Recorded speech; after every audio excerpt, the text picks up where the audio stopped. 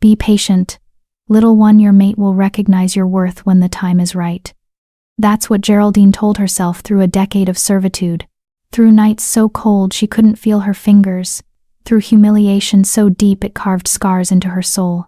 But Geraldine would learn that worth is determined by those in power, that recognition only comes to wolves born into the right families, and that her mate, the one person destined to see her truth, would take one look at her Omega rank and decide she was too pathetic to love, too weak to claim, too worthless to deserve even the mercy of a kind rejection. Some truths don't set you free. They shatter you so completely that even the pieces have pieces. And Geraldine Hester was about to discover that sometimes the moon goddess doesn't answer prayers, she ignites wars, crowns the broken, and teaches the powerful that they've been worshipping the wrong wolf all along. Chapter 1. Chains of Servitude. The Silver Pine Pack had a hierarchy as rigid as ancient oak, and Geraldine Hester had always existed at its very bottom, beneath the warriors, beneath the scouts, beneath even the elderly wolves who could no longer shift. She was Omega, the lowest rank, the wolf without worth. But that wasn't quite true, was it? Geraldine had worth. She cleaned the Alpha's manor until the marble floors gleamed like mirrors. She cooked meals for pack gatherings that fed over 300 wolves. She mended torn clothing and bandaged wounds, and scrubbed blood from training mats until her fingers bled. She had worth. She just wasn't valued. Geraldine. The sharp voice of Beth Good cut through the kitchen like a whip crack. Beth was the Alpha's daughter, blessed with golden hair that cascaded down her back like honey, green eyes that sparkled with perpetual amusement, and a cruelty that ran bone deep. The crystal goblets have water spots. Again. Do you enjoy making our family look poor? Geraldine kept her eyes lowered, her wolf whimpering inside her chest. I'm sorry, Miss Beth. I'll rewash them immediately. See that you do. Beth's perfectly manicured hand shot out, gripping Geraldine's chin and forcing her head up. The Omega flinched but didn't pull away. That would only make things worse. Beth's eyes narrowed as she studied Geraldine's face with the detached interest of someone examining a particularly ugly insect. You know, I almost pity you, 23 years old and still mateless. The moon goddess must have forgotten you exist. The words struck deeper than Beth could know. Every full moon, Geraldine had prayed, begged for her mate to reveal himself, to feel that legendary pull, that instant recognition that would transform her from worthless Omega to someone's beloved. But month after month, year after year, nothing. The goddess works in her own time, Geraldine whispered, the platitude tasting like ash on her tongue. Beth laughed, releasing her with a small shove that sent Geraldine stumbling backward into the counter. The goddess works in her own time. She mimicked in a high-pitched, mocking voice. You sound like a desperate old maid clinging to fairy tales. Face reality, Geraldine, you're broken, defective. No wolf wants a mate who can barely shift and has the backbone of a field mouse. The kitchen door swung open before Geraldine could respond, and her traitorous heart seized in her chest. Owen Kane stepped inside, and the entire world narrowed to just him. Owen was Beta of the Silver Pine Pack, second only to Alpha Blake Todd himself. He was everything Geraldine wasn't: powerful, confident, respected.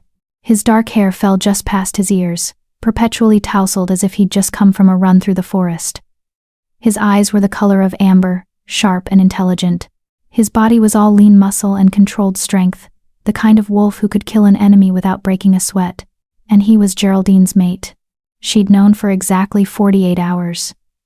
2 days ago, during the full moon celebration, she'd been serving drinks when their eyes had met across the bonfire.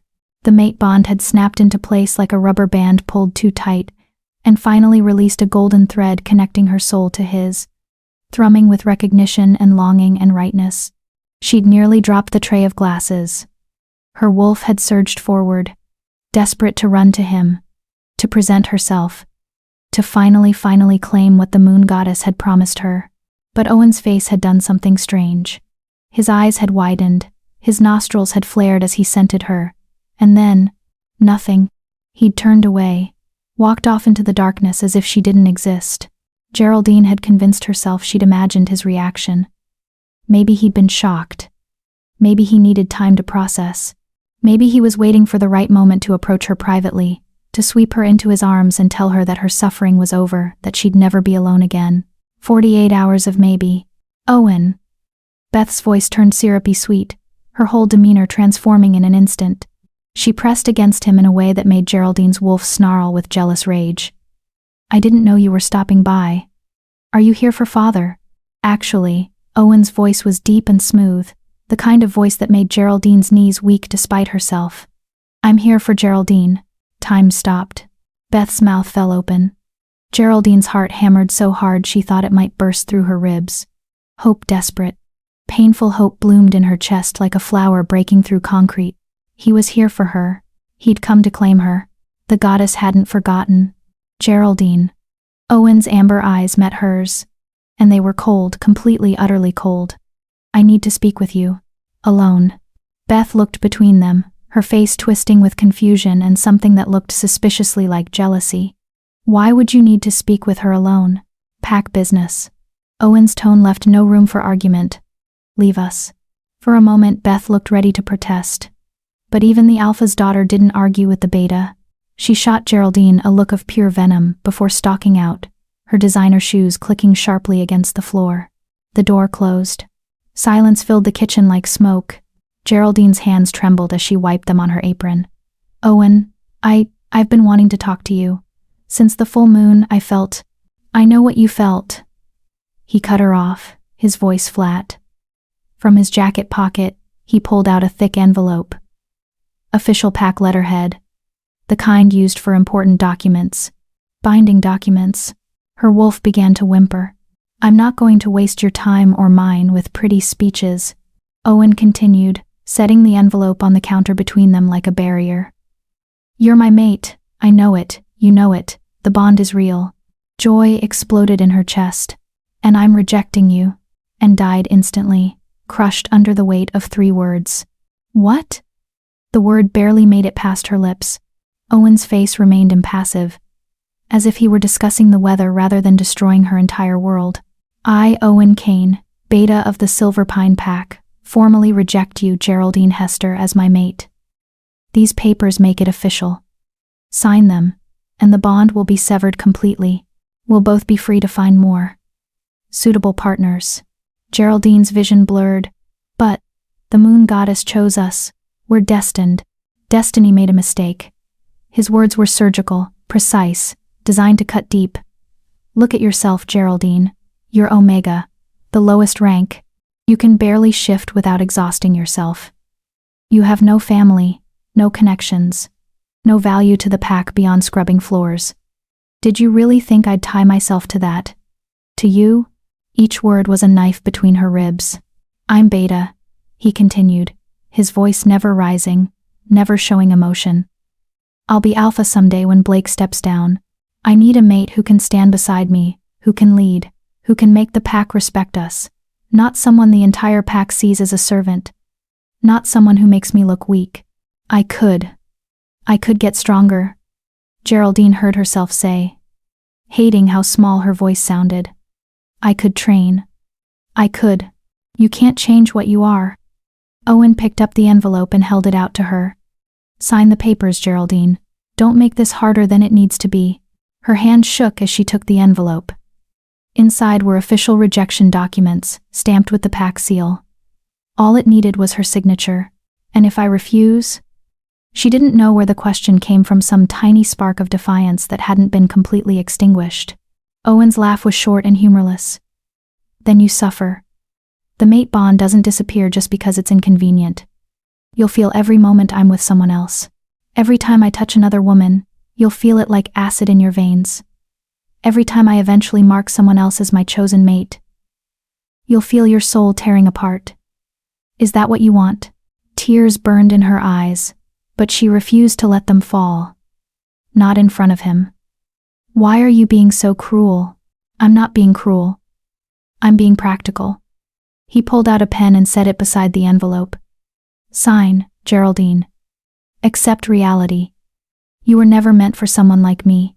The sooner you accept that, the sooner we can both move on. Her wolf was howling inside her, thrashing against the cage of her ribs, begging her not to do this. The mate bond, even newly formed, was already woven through her soul.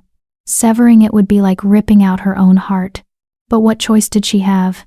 Stay bonded to a man who looked at her with disgust? Feel him with other women? Watch him build a life with someone else while she withered away? Connected to someone who despised her existence? Geraldine picked up the pen. Her hand trembled so badly she could barely hold it.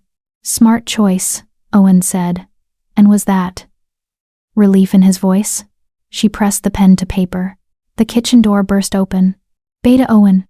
A young warrior stumbled inside, his face flushed with excitement. The Alpha King is here. King Marvin himself. He's arrived at the pack borders with his royal guard. Owen's face went pale. The Alpha King? Here?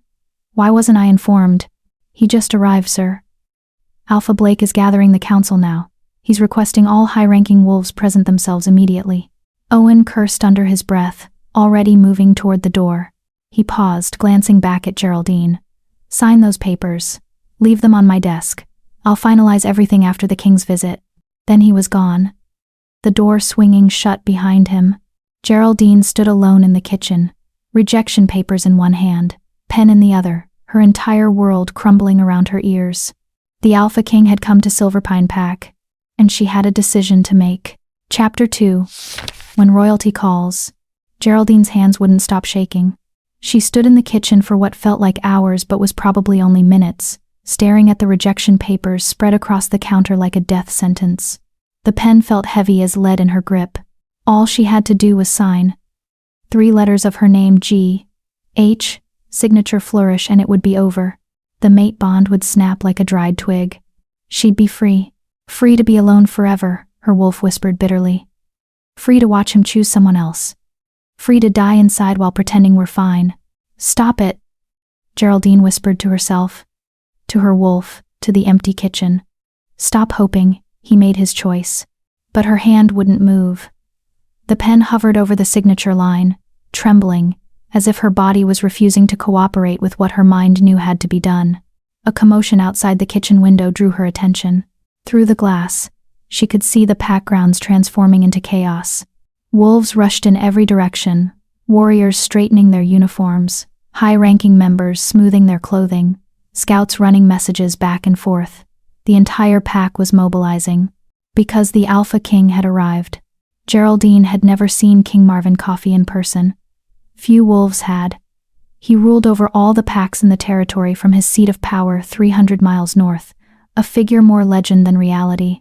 Stories painted him as ruthlessly powerful, dangerously intelligent, and absolutely merciless to those who disrespected pack law. Why would someone like that come to Silverpine Pack unannounced? Not your concern, she told herself firmly. You're Omega. Whatever business the king has here, it has nothing to do with you. She looked back down at the papers, picked up the pen again. This time, she pressed it to paper, and began to write. Geraldine. Beth's shriek from somewhere in the manor made her jump, the pen skittering across the page and leaving an ugly ink slash across the document. Geraldine, get out here right now. Dread pooled in Geraldine's stomach. She quickly shoved the papers back into the envelope and tucked it into her apron pocket. She'd finish this later, in private, where no one could watch her heart break, and hurried out of the kitchen. She found Beth in the main foyer, surrounded by 4 other high-ranking she-wolves, all of them in various states of panic. There you are. Beth grabbed Geraldine's arm hard enough to bruise. The king is coming to the manor, here, to our home. Everything needs to be perfect. The grand hall needs to be prepared for a formal audience. Refreshments need to be prepared. And she thrust a basket into Geraldine's hands. Someone needs to gather fresh nightshade and wolfsbane from the garden for the ceremonial table arrangements. Geraldine blinked. Nightshade and wolfsbane? But those are symbolic, Beth snapped. They represent strength and immunity to poison. It's traditional for Alpha King visits. Obviously you wouldn't know that, being Omega. But try to keep up. The garden. Now, don't come back until you have enough for 12 arrangements. Before Geraldine could respond, Beth had already turned away, barking orders at the other she-wolves about proper bowing techniques and formal address protocols. Geraldine clutched the basket and slipped out the side door, grateful for the escape. The garden was located at the far edge of the manor grounds, a sprawling piece of land where the pack grew both medicinal herbs and decorative flowers. It was Geraldine's favorite place in Silverpine, the only place where no one bothered her, where she could breathe without someone criticizing how she did it. The afternoon sun was beginning its descent, casting long shadows across the grounds. In the distance, she could see a massive motorcade of black vehicles pulling up to the main courtyard. The Alpha King's convoy. Even from here, she could feel the power radiating from those vehicles. The kind of concentrated dominance that made her wolf want to bare her throat in submission. She turned away quickly and headed into the garden. The nightshade was easy to find, tall stalks with bell-shaped purple flowers that were beautiful and deadly in equal measure. She carefully cut several stems, placing them in her basket. The wolfsbane took longer to locate, tucked away in the shadier corner of the garden where the most dangerous plants grew. She was reaching for a particularly full stalk when she felt it. A pull. Not the mate bond that was a specific, targeted sensation. A golden thread connecting her to Owen. This was something different, bigger, like a compass needle suddenly spinning wildly, trying to orient itself to a magnetic north that hadn't existed moments before. Geraldine froze, her hand hovering over the wolfsbane. Her wolf was awake, alert, every sense suddenly sharpened to an almost painful degree. "What is that? Careful with that one," a deep voice said from behind her. "Wolfsbane. That mature can burn even through gloves if you're not cautious." Geraldine spun around so fast she nearly dropped her basket. A man stood at the garden's entrance, backlit by the setting sun so she couldn't see his face clearly. But she could see his silhouette tall, broad-shouldered, with a presence that seemed to fill the entire garden despite him standing perfectly still. I'm sorry," she stammered, her Omega instincts screaming at her to lower her eyes, to submit, to apologize for existing. "I didn't realize anyone was. I'm just gathering flowers for the ceremonial arrangements," the man finished, stepping forward into better light. "Traditional, respectful. Your Alpha knows protocol." Geraldine's breath caught. He was devastating. Not handsome in the way Owen was handsome. Owen was beautiful, polished, perfect. This man was raw power carved into human form. His hair was dark, almost black, cut short in a military style. His face was all sharp angles and hard lines, a jaw that looked like it could break stone. His eyes were the most striking thing about him, pale gray, like storm clouds, and so intense that meeting them felt like touching a live wire. He wore all black, expensive, tailored clothing that screamed authority and wealth, and around his neck, Geraldine's eyes widened. A thick silver chain with a pendant bearing the royal seal. "Oh no. Oh no. She couldn't finish the sentence. "Marvin Coffee," he said simply, as if announcing he was the Alpha King was no more significant than mentioning the weather. "And you are?" Her mouth had gone completely dry. She dropped into a clumsy curtsy, nearly losing her grip on the basket. "Geraldine Hester. Your Majesty. Omega of Silverpine Pack. I'm so sorry. I didn't mean to. I should have recognized. I'll leave immediately." "Stay." The command was quiet but absolute. Geraldine's body obeyed before her mind could process it, freezing in place. King Marvin moved closer, his footsteps silent despite his size. He was studying her with those storm-gray eyes, his expression unreadable. "You're the one they have gathering poisonous plants alone? No supervision? No protective gear?" I've done this many times, Your Majesty.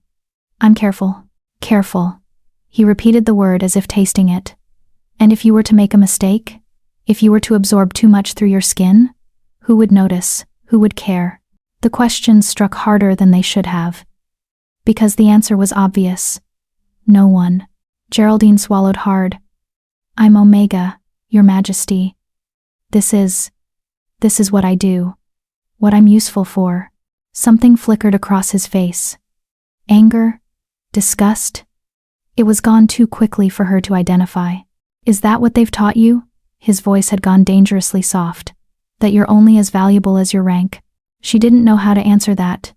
Because yes, that was exactly what she'd been taught. What she'd internalized so deeply. It was practically written on her bones.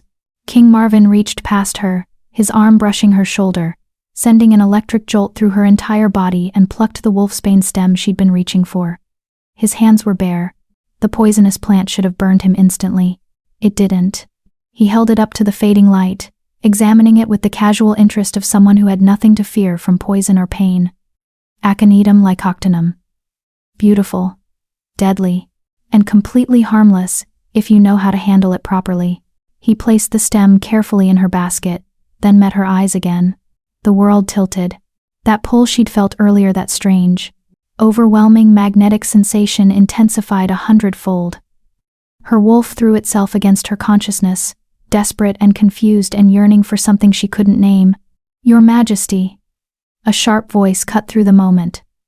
Owen Kane appeared at the garden entrance, slightly out of breath, his expression caught between respect and barely concealed irritation. "We've been looking everywhere for you." Alpha Blake has prepared the formal greeting in the Grand Hall. "I'm aware." King Marvin didn't look away from Geraldine. "I was introducing myself to Miss Hester." Owen's face went through several expressions in rapid succession. Confusion, realization, horror. "Geraldine is just our Omega." "Your Majesty. She doesn't need to be included in. I'll decide what I need." The temperature in the garden seemed to drop 10 degrees. King Marvin finally turned to look at Owen, and Geraldine watched her almost former mate actually take a step backward. "You're Beta Owen Kane, correct?" "Yes, Your Majesty." "Good. I'll want to speak with you privately later. I have some questions about Silverpine Pack's structure." His gaze flickered to Geraldine, then back to Owen. "Among other things." Owen's jaw tightened. "Of course, Your Majesty. Whatever you need." "Miss Hester." King Marvin turned back to her, and his voice gentled slightly. "Finish gathering your flowers, then come to the Grand Hall. I want you present for the formal audience." Geraldine's mind went blank. "Your Majesty, I don't think I'm not supposed to." "Consider it a royal command." The corner of his mouth twitched. Was that almost a smile? "I suspect this pack meeting will concern you more than you realize." Then he was walking away, Owen scrambling to keep pace beside him, leaving Geraldine alone in the garden with a basket full of poison and a heart full of questions she didn't dare ask. What was happening? Why had the Alpha King spoken to her, to an Omega, like she mattered? And why, when he'd stood close to her, had her wolf reacted like, no, that was impossible. Geraldine looked down at her apron pocket, where the rejection papers were still tucked away, unsigned. Something told her that before this night was over, her entire world was going to change. She just didn't know if it would be for better or worse. Chapter 3: Shattered Illusions. The Grand Hall of Silverpine Pack Manor was a monument to wealth and power that the pack couldn't quite afford. Crystal chandeliers hung from vaulted ceilings, their light reflecting off polished marble floors. Tapestries depicting ancient wolf legends lined the walls. Victories in battle, legendary alphas, the moon goddess herself blessing the packs with her silver light. Geraldine had cleaned this room 1,000 times. She knew every corner, every shadow, every place where dust liked to hide. She'd never been allowed inside during an actual formal gathering. Now she stood near the back wall, clutching her empty basket, feeling like an imposter. Around her, the high-ranking wolves of Silverpine Pack had assembled, warriors in their dress uniforms, council members in expensive suits, the Alpha's family in clothing that probably cost more than Geraldine earned in a year. And every single one of them kept shooting her confused, hostile looks. What is the Omega doing here? Why isn't she in the kitchen where she belongs? Who gave her permission to attend? Beth Good stood near the front with her father, Alpha Blake Todd, and she looked ready to commit murder. Her green eyes kept darting to Geraldine, promising retribution later for this breach of protocol. Geraldine wanted to disappear into the floor. "All rise for His Majesty, Alpha King Marvin Coffey, ruler of the Northern Territories, first among Alphas, keeper of pack law." The formal announcement came from a royal guard, a massive wolf with scars across his face and eyes that had seen too much violence. The entire room rose as one. Heads bowed in respect. King Marvin entered the Grand Hall, and the temperature seemed to drop. He moved with the fluid grace of a predator, his presence filling the space like smoke. 2 royal guards flanked him, but they were unnecessary. No one in this room would dare challenge him. His storm-gray eyes swept across the assembled wolves with the detached interest of someone evaluating potential threats. When his gaze landed on Geraldine, hidden in the back, it lingered for just a moment, then moved on. Alpha Blake, King Marvin's voice carried effortlessly across the hall. Thank you for receiving me on such short notice. Blake Todd stepped forward, bowing deeply. He was a handsome wolf in his 50s, silver threading through his dark hair, his build still strong despite his age. Your Majesty, Silverpine Pack is honored by your presence. Our home is yours. Whatever you need, I need information. King Marvin cut him off, with surgical precision. And I need honesty. Can you provide both? A ripple of tension spread through the room. Blake's smile faltered slightly. Of course, Your Majesty. Silverpine Pack has always been loyal to the crown. We have nothing to hide. Good. King Marvin settled into the ornate chair that had been prepared for him, essentially a throne, Geraldine noted and steepled his fingers. Then let's begin with a simple question. How many Omegas does your pack currently have? The question hung in the air like a blade. Blake blinked, clearly confused by the inquiry. Omegas, Your Majesty? We have, let me think, perhaps 15, 20? They're not exactly tracked with the same detail as our warriors, or 15 or 20? King Marvin's voice had gone dangerously soft. You don't know the exact number of your lowest-ranking pack members?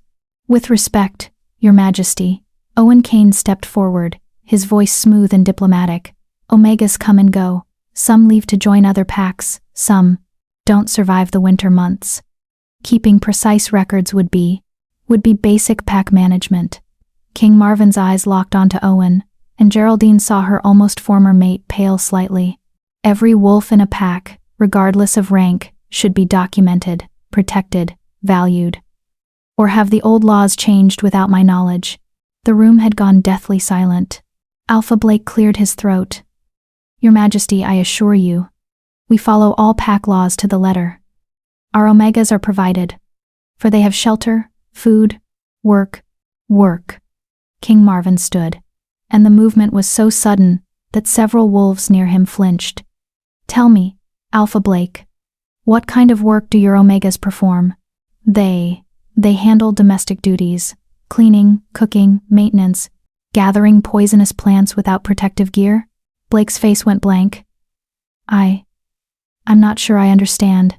I found one of your Omegas in the garden earlier, King Marvin said, his voice carrying an edge that made Geraldine's skin prickle with warning.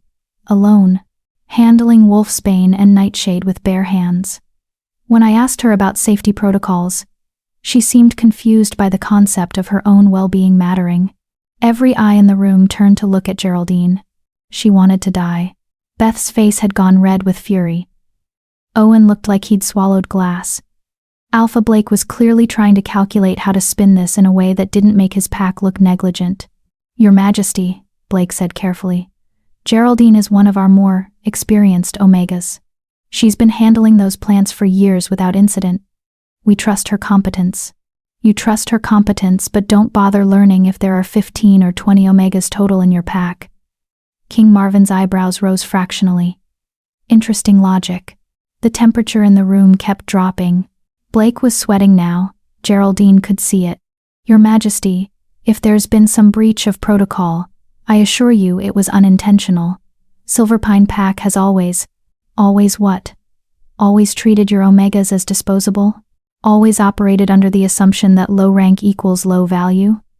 King Marvin began to pace, his hands clasped behind his back, every inch the judge delivering a verdict. Tell me, Alpha Blake, are you familiar with the Treaty of Silver Moon? Blake hesitated. The ancient treaty? Your Majesty, that was signed over 300 years ago, and still legally binding. King Marvin stopped pacing, turning to face the Alpha directly. The Treaty of Silver Moon, signed by the first Alpha King and representatives of all packs, explicitly states that every wolf, regardless of rank, is entitled to basic dignity, protection, and the opportunity to reach their full potential. It's the foundation of pack law. Yes, Your Majesty, but you've been violating it. The words dropped like stones into still water. Systematically. For years, the room erupted into chaos. Wolves began speaking over each other, Protests and denials and confused questions all blending together into noise. Alpha Blake's face had gone from red to white. Beth looked like she was about to faint. Owen's jaw was clenched so tight Geraldine thought she heard his teeth crack. King Marvin raised one hand. Instant silence. "I'm not here to punish you," he said, though his tone suggested punishment was absolutely on the table. "I'm here to investigate. There have been reports, complaints from Omegas who left Silver Pine and sought refuge in other packs. Stories of mistreatment, neglect, and systemic abuse. Lies," Beth burst out, then immediately clamped her hand over her mouth when her father shot her a murderous look. King Marvin's attention swiveled to her with the precision of a predator spotting prey. "Lies?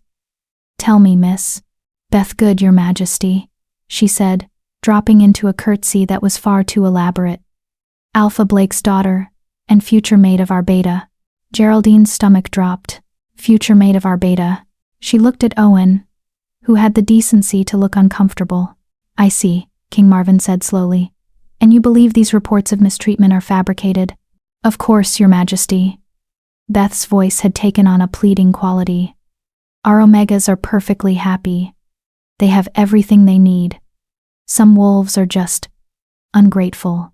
They leave and make up stories because they couldn't handle honest work." "Honest work." King Marvin's voice could have frozen water.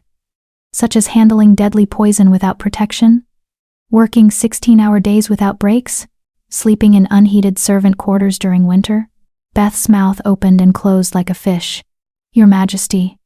Owen stepped forward, and Geraldine felt the mate bond flare with his proximity, that golden thread still connecting them, throbbing with unspoken tension.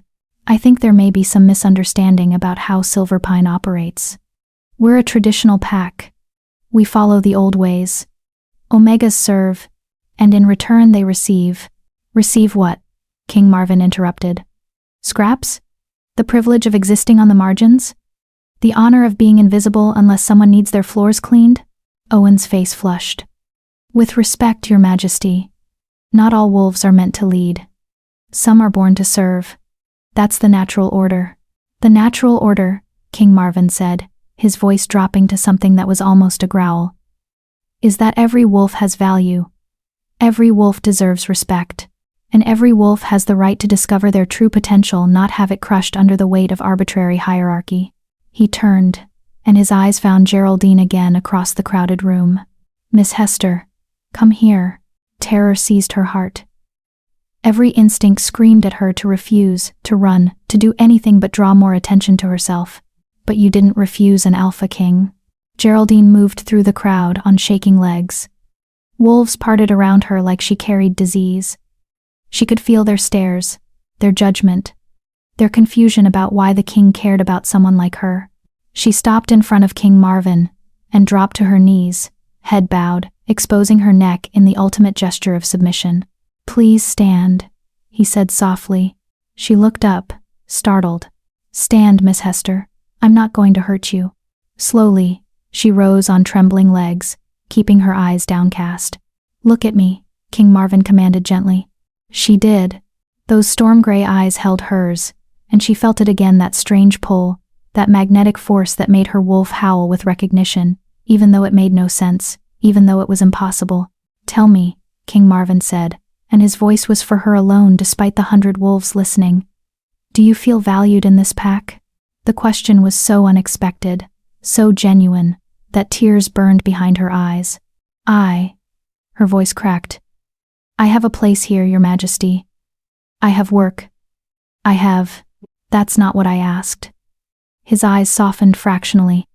"Do you feel valued? Not tolerated. Not useful. Valued." The truth lodged in her throat like a stone.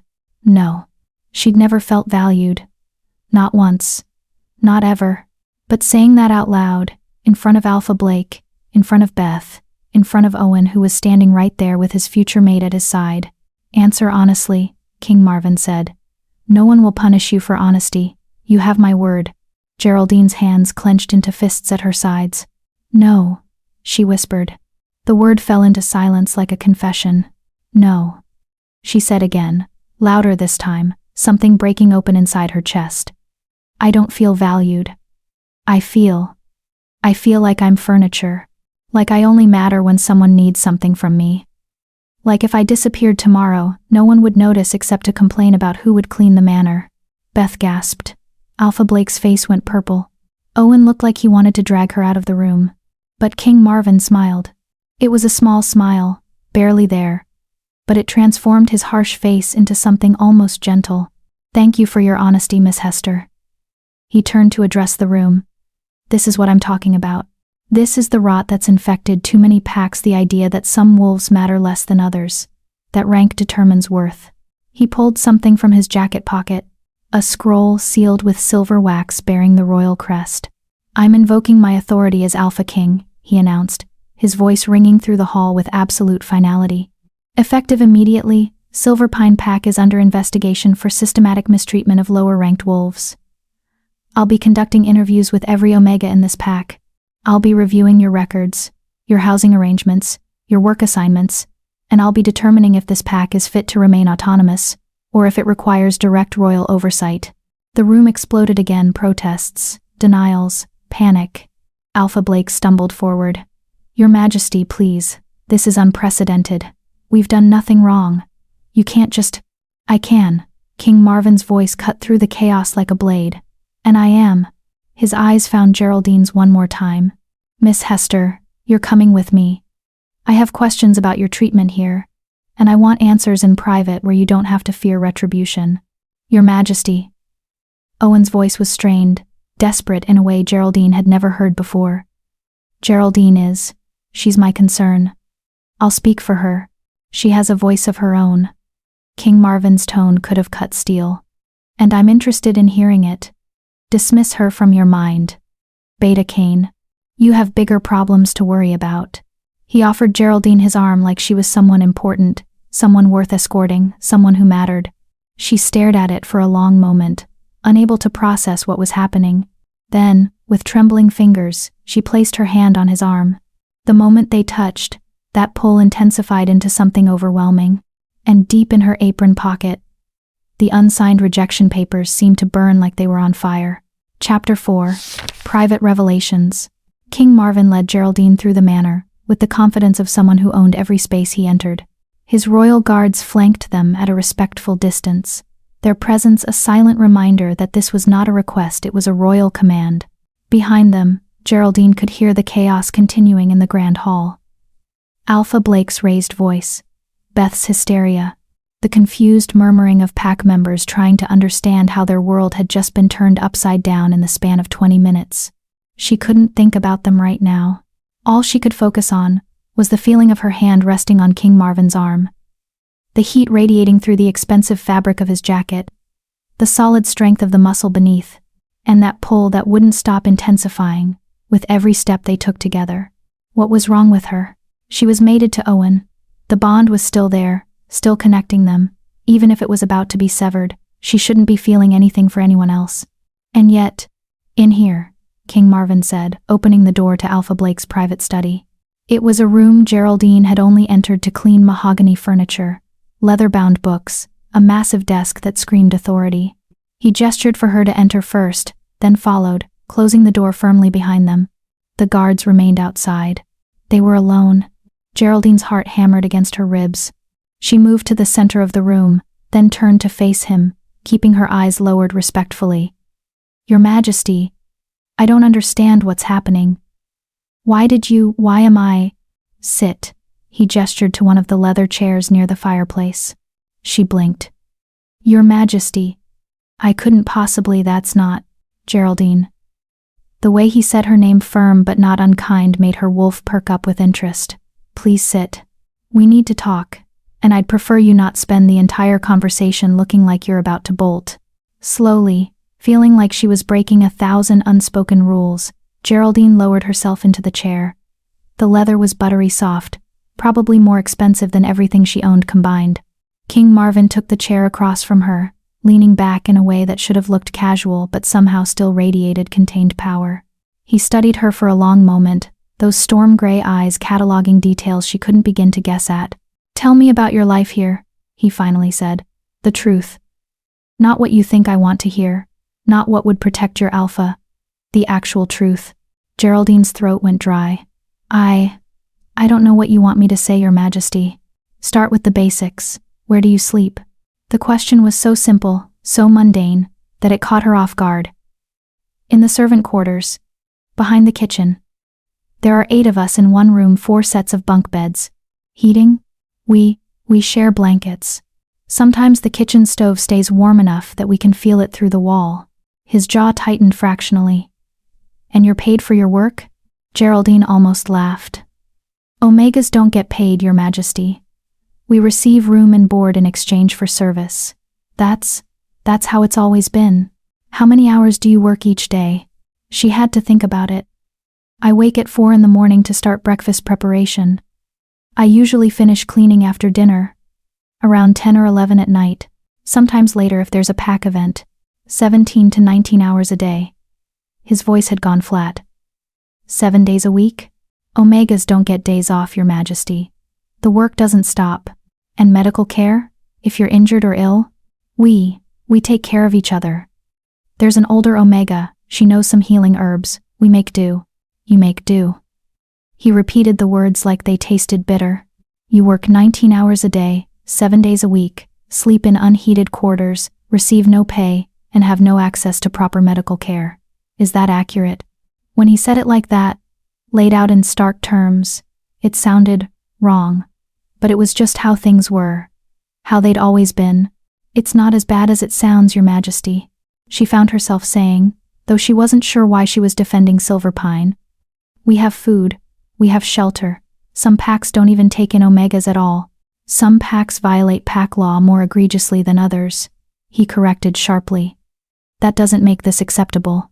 He stood abruptly, moving to the fireplace, staring into the cold hearth like he could see something there she couldn't. The Treaty of Silver Moon was created for a reason, Geraldine. 300 years ago, packs were tearing themselves apart from the inside. Alphas were treating lower-ranked wolves as slaves. Omegas were dying in droves from overwork and neglect. The wolf population was collapsing. He turned to look at her, and there was something ancient in his eyes, something that spoke of responsibilities that weighed heavier than mountains. The first Alpha King brought the packs together and made them swear an oath. Every wolf, regardless of rank, would be treated with basic dignity. Every wolf would have the opportunity to discover their true potential. Every wolf would be valued for more than just their utility. But that's idealistic, Your Majesty, Geraldine said quietly. In reality, some wolves are stronger than others. Some are born to lead. Some are born to serve. That's just nature. Is it? He moved closer, his presence overwhelming in the small space between them. Tell me. Geraldine, have you ever been trained to fight? She shook her head. Ever been taught pack history? Strategy? Politics? No, Your Majesty. Those classes are only for ranked wolves. Ever been allowed to participate in pack runs? Hunt with the warriors? Train your wolf form beyond basic shifting? Omegas aren't permitted. She stopped, realizing what he was doing. King Marvin nodded slowly. Exactly. You've been told your entire life that you're weak, that you're lesser, that you're only good for serving, but you've never been given a single opportunity to be anything else. How can you know your true potential when every door has been closed before you even approached it? The words hit like physical blows. Geraldine had spent 23 years accepting her place in the world. Accepting that she was Omega because she was meant to be Omega. That the moon goddess had made her this way for a reason. But what if? What if she'd been made small by circumstance, not by nature? Your Majesty, she whispered. Even if that's true, what difference does it make? I'm 23 years old. I've spent my entire adult life as an Omega. I don't know how to be anything else. You're 23. His voice softened. Wolves live for centuries if they're not killed first. You have time. Geraldine, you have so much time to become whoever you're meant to be. He crouched down in front of her chair, bringing himself to her eye level. The movement was so unexpected, so shockingly informal for an Alpha King that she couldn't breathe. I need to tell you something, he said quietly. And I need you to listen without panicking. Dread pooled in her stomach. Your Majesty, when I arrived at Silverpine's borders this afternoon, I felt something. A pull, a connection I haven't felt in a very long time. His eyes held hers, intense and unwavering. It led me here. To this pack. To you. No. No. Your Majesty, I can't. I know you're mated, he said, and pain flickered across his face so quickly she almost missed it. I can smell the bond on you. Recent. Newly formed. And. His eyes narrowed. Rejected? Geraldine's hand flew to her apron pocket where the papers were still tucked away, unsigned. King Marvin's expression went from concerned to furious in the span of a heartbeat. Someone rejected you. It's not. It's complicated. Who? The single word was a command that bypassed her brain and went straight to her mouth. Owen Kane. The beta. He gave me papers. Today. He wants me to sign them so the bond can be severed officially. King Marvin stood so abruptly that Geraldine flinched. He turned away from her, his shoulders rigid with barely contained rage. When he spoke, his voice was deadly calm. Let me understand this correctly. Owen Kane discovered you were his mate, his goddess-chosen partner, and instead of claiming you, protecting you, cherishing you, he rejected you. He said I would make him look weak, Geraldine heard herself say. That he needs a mate who can stand beside him as future alpha. Someone with rank and power, and he's right, Your Majesty. I'm not what a beta needs. Stop. King Marvin whirled back to face her, and the fury in his eyes was breathtaking. Don't you dare defend him. Don't you dare internalize his cowardice as you're failing. He moved back to her, gripping the arms of her chair, caging her in. His face was inches from hers. You are not weak. You are not lesser. And any male who would reject his goddess-chosen mate because of pack politics is not worthy of the title wolf, let alone beta. Geraldine couldn't look away from him, couldn't breathe, couldn't think. Have you signed the papers yet? He demanded. No, I was going to, but then you arrived. And, don't. The command was absolute. Don't sign anything until we've had more time to talk. But why? Tears were burning in her eyes now. All the emotion of the past 3 days threatening to overflow. Why do you care? You're the Alpha King. I'm nobody. I'm nothing. Why are you? Because, he said, and his voice dropped to something raw and honest and terrifying. I think the moon goddess has a twisted sense of humor. I think she's been playing a very long game. And I think you and I need to figure out exactly what she's planning before either of us makes a decision we can't take back. A knock at the door interrupted them. King Marvin pulled back, his professional mask sliding back into place with practiced ease. Enter. One of his guards opened the door. Your Majesty, Alpha Blake is requesting an audience. He's insistent. I'm sure he is. King Marvin straightened his jacket. Tell him I'll speak with him in 10 minutes. I'm not finished here. The guard nodded and closed the door. King Marvin turned back to Geraldine, and his expression had shifted again, still intense, but more controlled. I have a proposition for you. A proposition? Stay at the manor tonight as my guest, not as a servant. I'm commandeering one of the guest suites for you, a proper room with heat and privacy. Tomorrow, I want to begin formal interviews with all the Omegas in Silverpine Pack. I want you to help me. Geraldine stared at him. Your Majesty, I can't. The other Omegas won't talk honestly in front of me. I'm one of them. They'll think I'm trying to get them in trouble. Then help me earn their trust. Be my liaison. Show them that I'm serious about making changes, about enforcing pack law, about giving them the dignity they deserve. But why me? There are other Omegas who are older, more respected. Because you were honest with me, he said simply. In front of your entire pack. Despite the consequences, you told the truth. That takes courage. And courage is exactly what I need right now. He offered her his hand. Will you help me, Geraldine Hester? She stared at his outstretched hand like it was a lifeline thrown to someone drowning. Everything in her life had taught her to stay small, stay quiet, stay in her place. Accepting this, helping the Alpha King investigate her own pack, would make her a target. Beth would hate her even more. Alpha Blake might try to have her exiled. Owen had already rejected her. What did she have to lose?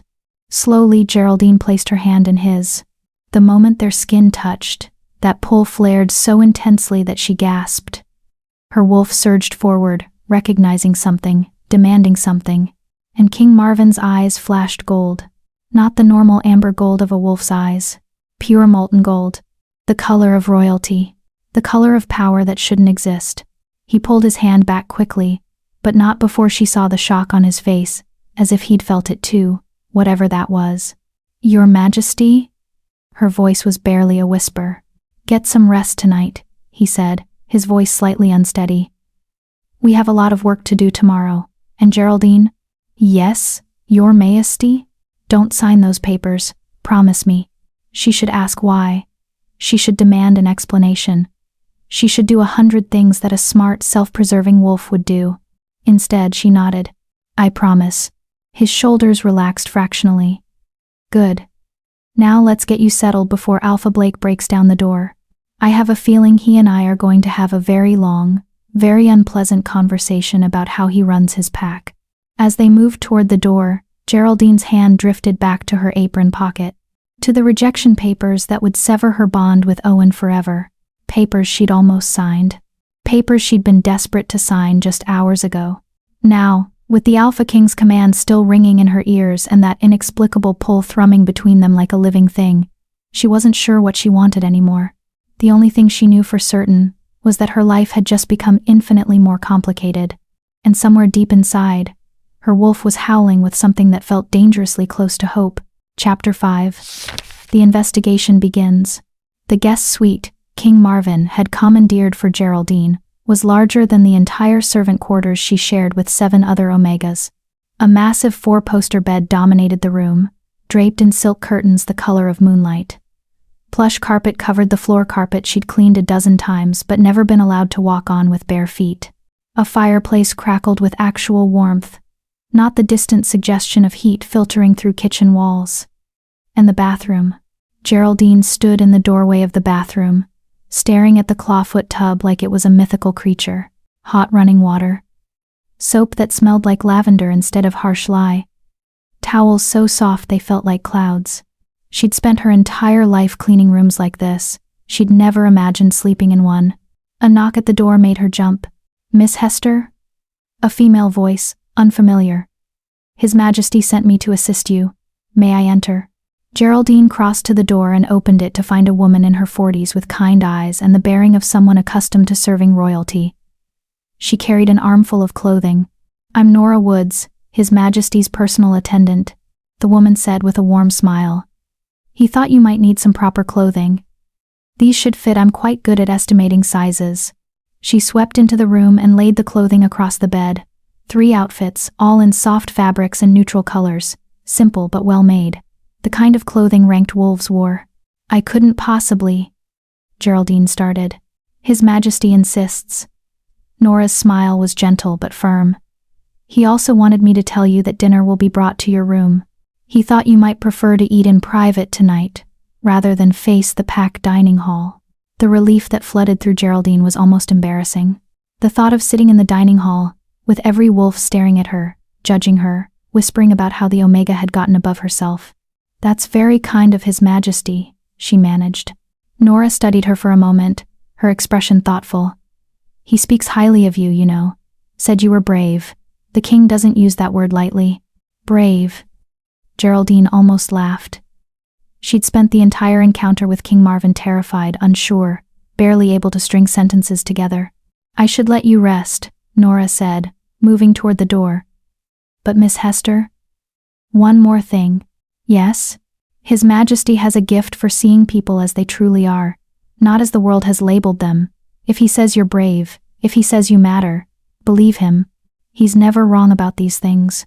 Then she was gone, leaving Geraldine alone with her thoughts, and a room that felt like a dream she'd wake from at any moment. She moved to the bed and picked up one of the outfit's soft gray pants and a cream-colored sweater. Her fingers trembled as she touched the fabric. In her apron pocket, the dirty, stained apron she was still wearing, the rejection papers crinkled. Geraldine pulled them out and stared at the documents. Owen's signature was already there, bold and decisive. All it needed was hers. "Don't sign them," King Marvin had said. "Promise me." Why? What possible reason could the Alpha King have for caring whether she severed a bond with a beta who'd rejected her? Unless... No. That was insane. She was reading too much into his kindness, into that strange pull she'd felt. He was trying to help her because he was a good king who enforced pack law. Nothing more. A knock at the door interrupted her spiraling thoughts. "Dinner, Miss Hester," a male voice called. She opened the door to find a young servant, not an Omega, she noted, but an actual ranked pack member assigned to serving duties holding a covered tray. He looked deeply uncomfortable. "Where should I?" He gestured vaguely at the room. "Oh, the table by the window?" Geraldine suggested, feeling ridiculous. She'd never directed anyone before. She was the one who carried trays. He set it down quickly and practically fled. Geraldine approached the tray like it might bite her. When she lifted the cover, her breath caught. Roasted chicken with herbs. Fresh vegetables, still steaming. Bread that looked homemade and still warm. A small dessert that looked like chocolate mousse. This was the kind of meal served to alpha families. Not to Omegas who ate leftovers in the kitchen after everyone else had finished. Her stomach growled, reminding her that she hadn't eaten since. When? This morning? Earlier? She sat down. Actually sat at the table like a person, not crouched on the floor or standing while she ate, and took a bite. It was delicious. It was warm, and for the first time in longer than she could remember, Geraldine ate until she was full. The next morning arrived too quickly. Geraldine woke to sunlight streaming through actual windows, not the basement slits that passed for windows in the servant quarters. For a moment she forgot where she was, panic seizing her chest as she registered the unfamiliar surroundings. Then it all came flooding back. The Alpha King. The investigation. The promise she'd made. She washed using the bathroom's running water, hot water, luxury beyond measure, and dressed in the clothes Nora had brought. The gray pants fit perfectly. The cream sweater was soft against her skin. She caught sight of herself in the full-length mirror and froze. She looked different. Not transformed. Not suddenly beautiful or powerful. But different. The clothes made her look less like a servant and more like a person. Someone who might matter. Another knock at the door. This time it was Nora again, along with a breakfast tray. "Good morning, Miss Hester. His Majesty requests your presence in the library in 1 hour. He's begun interviewing the Omegas." Geraldine's stomach clenched. Already? He doesn't waste time. Nora set down the tray, more food than Geraldine would normally eat in 2 days. He's already spoken with 4 of them. He wants you there for the rest. An hour later, Geraldine found herself standing outside the library, her heart hammering against her ribs. She could hear voices inside. King Marvin's deep, measured tone. And another voice, Tanya Tanner, one of the older Omegas who'd been with Silverpine for decades. "You can go in," one of the royal guards said, opening the door for her. The library was another room Geraldine had cleaned but never truly entered. Books lined the walls from floor to ceiling. King Marvin sat in a leather chair near the window, a notebook in his lap. Tanya sat across from him, her weathered hands folded in her lap, her expression guarded. Both looked up when Geraldine entered. "Ah, Geraldine." "Good." King Marvin gestured to a chair beside him. "Tanya and I were just discussing the sleeping arrangements. Please, join us." Geraldine sat, acutely aware of Tanya's suspicious gaze. "Tanya," King Marvin continued, "I was explaining to you that these interviews are confidential. Nothing you tell me will be shared with Alpha Blake or anyone else in pack leadership. I'm here to understand the truth, not to punish honesty." Tanya's lips pressed into a thin line. "With respect, Your Majesty, we've heard that before. Tell us the truth, we just want to help." Then the moment the fancy wolves leave, anyone who spoke up gets reminded of their place. "I understand your hesitation." King Marvin's voice was patient. "That's why I wanted Geraldine here. She's one of you. She knows what you've experienced. And I'm asking her to vouch for me to help you understand that I'm serious about making changes." Tanya looked at Geraldine, her eyes searching. "Is that true, girl? You trust this king?" "Did she?" Geraldine thought about the conversation in the study. The way King Marvin had crouched down to her level, had looked at her like she mattered, had gotten furious on her behalf when he learned about the rejection. "I think," Geraldine said slowly, "he's the first person in authority who's ever asked me how I feel instead of telling me how I should feel." I think he actually cares. And I think if we don't tell him the truth now, nothing will ever change. Tanya was quiet for a long moment. Then she began to talk. She talked about winters where 3 Omegas died from cold-related illnesses because the servant quarters had no heat. She talked about working through broken bones because there was no medical care and stopping meant losing their place in the pack. She talked about food rationing, how Omegas ate last and least, how they were expected to survive on scraps while preparing feasts for ranked wolves. King Marvin wrote it all down, his expression growing darker with every revelation. When Tanya finished, there were tears on her weathered cheeks. "Thank you," King Marvin said quietly. "Your honesty takes courage. I promise you, things are going to change."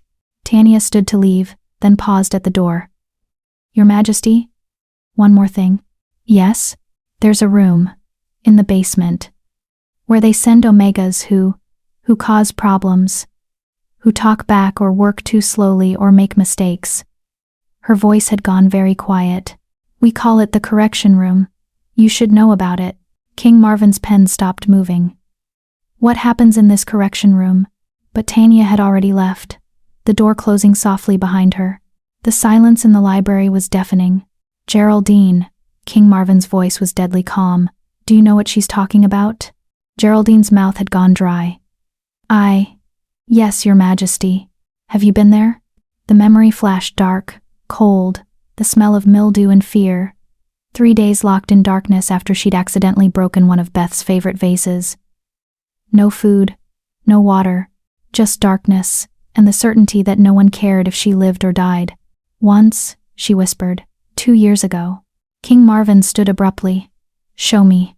"Your Majesty, I don't think." "Show me." It wasn't a request. The basement of Silverpine Manor was a maze of storage rooms and forgotten spaces. Geraldine led King Marvin through the dimness, his 2 guards following silently behind. They reached a door at the very end of a corridor. Heavy wood. A lock on the outside, no handle on the inside. "Here," Geraldine said, her voice barely audible. King Marvin tried the door. Locked. He looked at one of his guards, who produced a key ring and began trying different keys. "Your Majesty!" Owen Kane's voice echoed down the corridor. He appeared, slightly out of breath, his face flushed with anger. "What are you doing down here? This area is off limits." "By whose authority?" King Marvin didn't turn around. "By pack authority. These are private spaces. There are no private spaces when I'm investigating systematic abuse." The lock clicked. King Marvin pushed the door open. The smell hit them first. Mildew and waste and old fear. The room was small, maybe 8 feet by 8 feet. No windows, no furniture. Just bare stone walls, and a floor covered in old straw that hadn't been changed in months. On one wall, scratches, tally marks, someone counting days. King Marvin stepped inside, and when he turned back to face them, his eyes were blazing gold. "How long?" His voice was barely controlled. "Do you typically keep Omegas locked in here?" Owen's face had gone pale. "Your Majesty, it's not what it looks like." "How long?" "A few days. Maybe a week. It depends on the infraction." "No food? No water?" "Water," Owen said quickly. "We give them water. Obviously. We're not monsters. Aren't you?" King Marvin stepped out of the room and closed the door with a control that was somehow more terrifying than if he'd slammed it. "You lock Wolves pack members who are supposed to be under your protection in a room barely bigger than a closet, in complete darkness, with minimal food and water, as punishment for what? Working too slowly? Making mistakes? With respect, Your Majesty." Owen's voice had taken on a sharp edge. "You don't understand how Silverpine operates. These wolves need discipline, structure. Without consequences, they'd what? Realize they're being treated like prisoners instead of pack members?" Owen's jaw clenched. "Every pack has its own methods of maintaining order. You can't expect us to."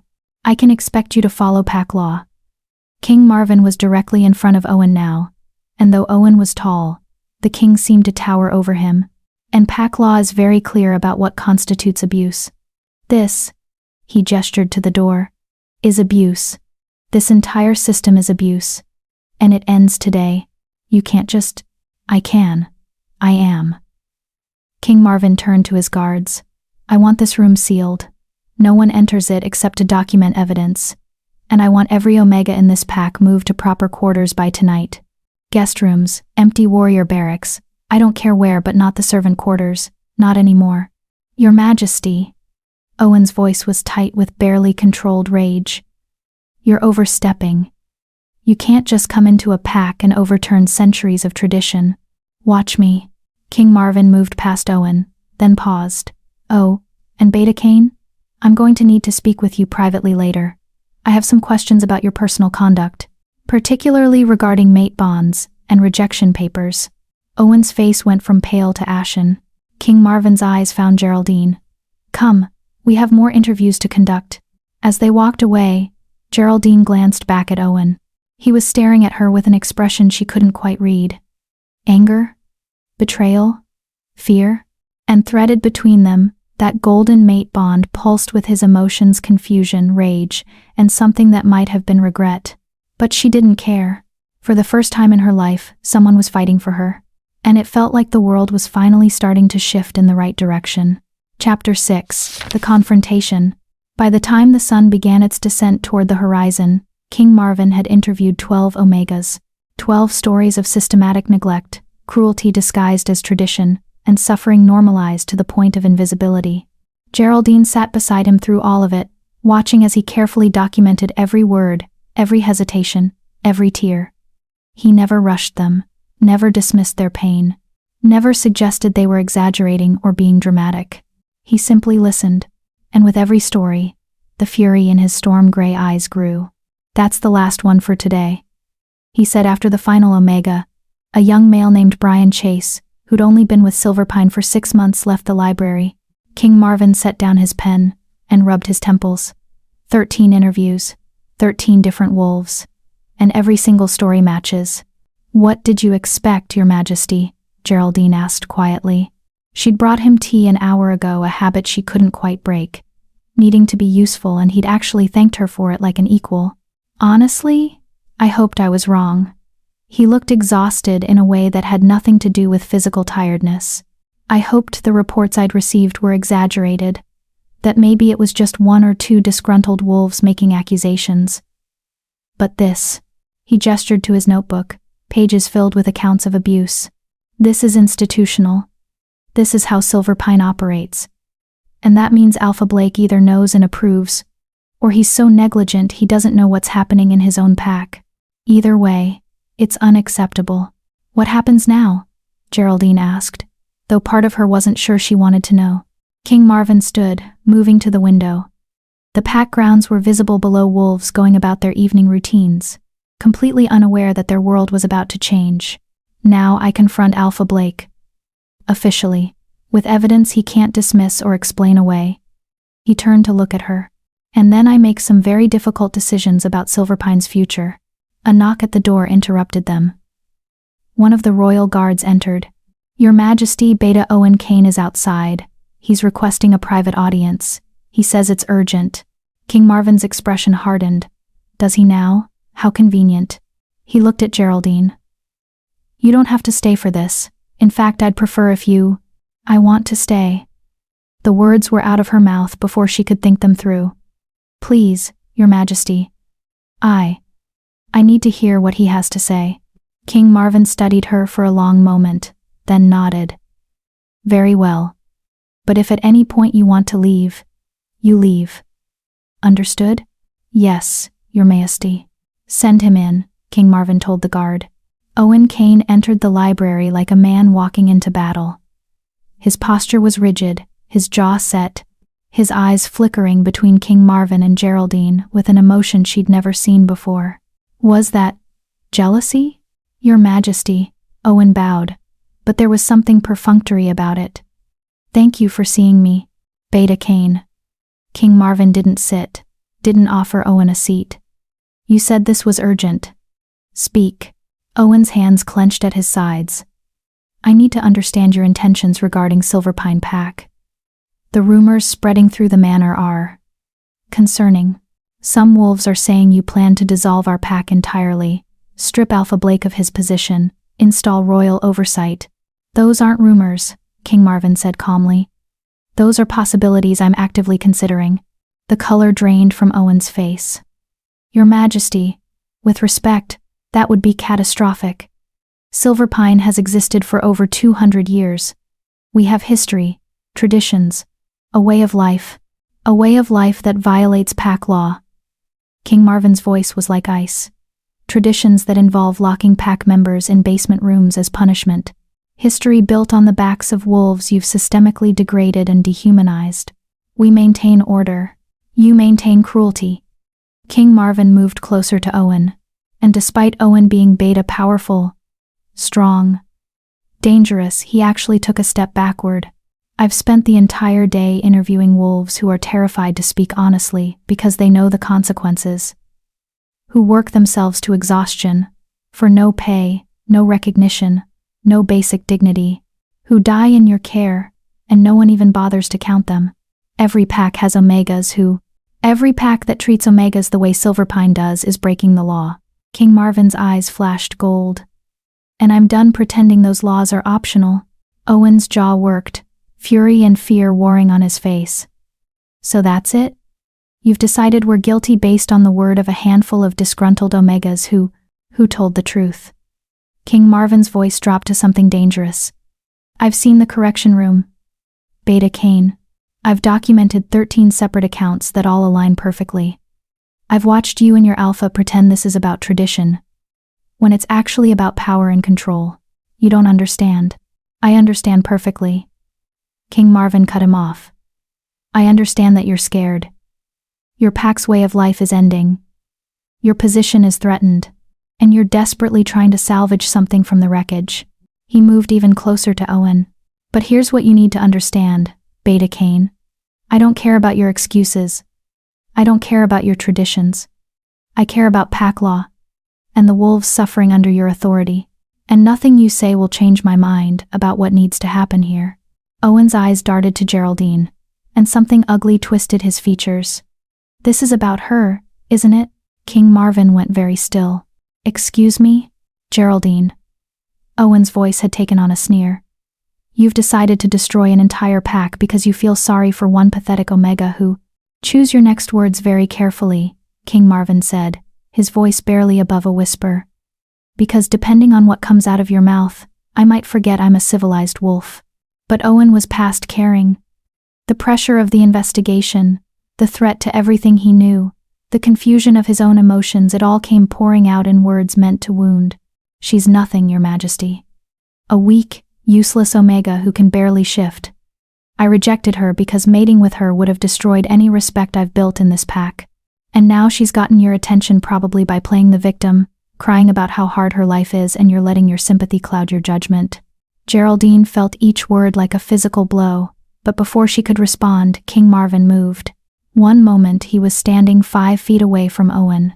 The next, he had Owen slammed against the bookshelf, his hand around the beta's throat, his eyes blazing pure gold. Let me make something absolutely clear. King Marvin's voice was barely recognizable, something primal and ancient rumbling through it. You rejected your goddess-given mate, a gift most wolves would die for, because you were too weak, too cowardly, too pathetic to see past pack politics to the person in front of you. Owen struggled, but King Marvin's grip was iron. You had a chance to choose love, loyalty, the bond the moon goddess herself created. And you threw it away because you were scared of what other wolves might think. That doesn't make you practical, Beta Cain. That makes you the weakest wolf I've ever met. Your Majesty, Owen choked out. I'm not finished. King Marvin's grip tightened fractionally. My investigation of Silverpine has nothing to do with Geraldine specifically, and everything to do with systematic abuse. But you know what? The fact that a pack could look at someone like her, someone brave enough to tell the truth when it would be easier to lie, someone strong enough to survive years of your cruelty and still have kindness left in her heart and decide she's worthless. He leaned in closer. That tells me everything I need to know about Silverpine's judgment. He released Owen, who stumbled backward, gasping. Get out, King Marvin said. And if you ever speak about Geraldine that way again, if you ever even look at her with that contempt in your eyes, I will personally ensure you never hold a position of authority in any pack ever again. Am I clear? Owen straightened, rubbing his throat, his eyes wild with rage and humiliation. Crystal. Your Majesty. He turned to leave, then paused at the door, looking back at Geraldine. You think you've won something here, he said, his voice rough. You think he's your savior, but he's the Alpha King, Geraldine. He'll get bored of his little project and leave. And you'll still be here, alone, with a pack that hates you even more than before. Was it worth it? Then he was gone. The silence in the library was crushing. Geraldine's hands were shaking. Her wolf was a confused mess inside her chest. The mate bond was still there, still connecting her to Owen, and it had flared with his rage and pain and something else. Something that felt like loss. Geraldine. King Marvin's voice was gentle again, the fury completely banked. I'm sorry you had to hear that. He's not wrong though, is he? She looked up at him, tears burning behind her eyes. You're going to leave eventually. You're the Alpha King, you have territories to govern, other packs to oversee, and I'll still be here, in Silverpine, with everyone knowing I helped you tear apart everything they've ever known. King Marvin moved to stand in front of her. His hand reached out, hesitated, then gently lifted her chin so she was looking directly at him. What if you didn't stay? He said quietly. Her breath caught. What? What if I offered you a choice? Stay in Silverpine, after I've reformed it. New leadership, new rules, a chance to build something better. Or... He paused, as if weighing his next words very carefully. Work as my liaison for Omega welfare. Help me identify and fix problems in other packs, before they become like Silverpine. Geraldine stared at him, unable to process what she was hearing. Your Majesty, I'm not qualified to. I don't have training in. You have experience. You have empathy. And you have courage. His thumb brushed across her cheek, wiping away a tear she hadn't realized had fallen.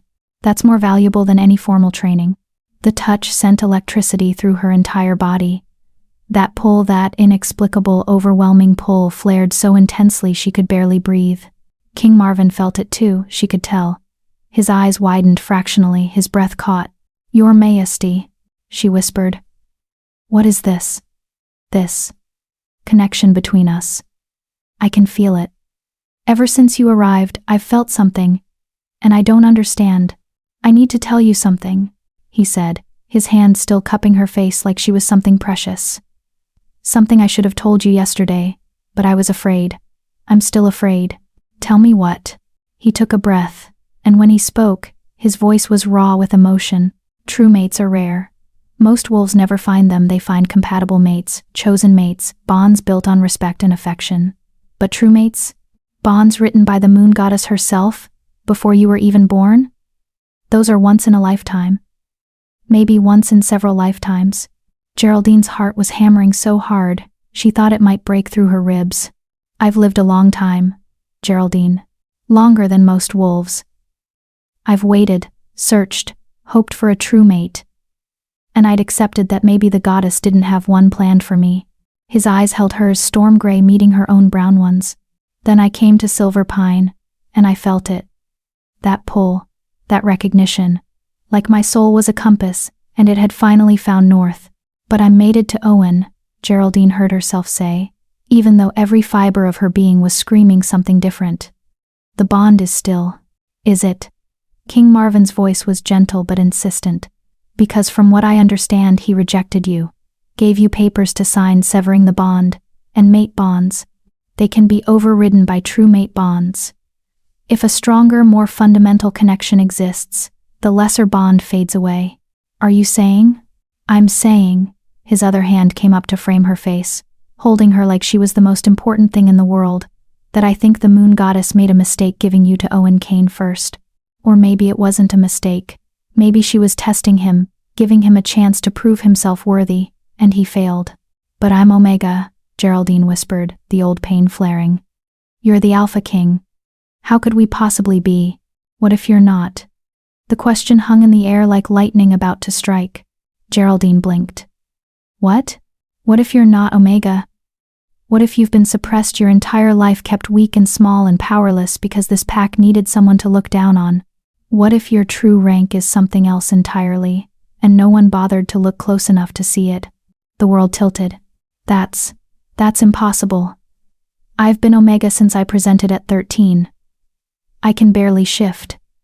I have no dominance, no power, because you've been starved, overworked, and psychologically beaten down for a decade, King Marvin said firmly.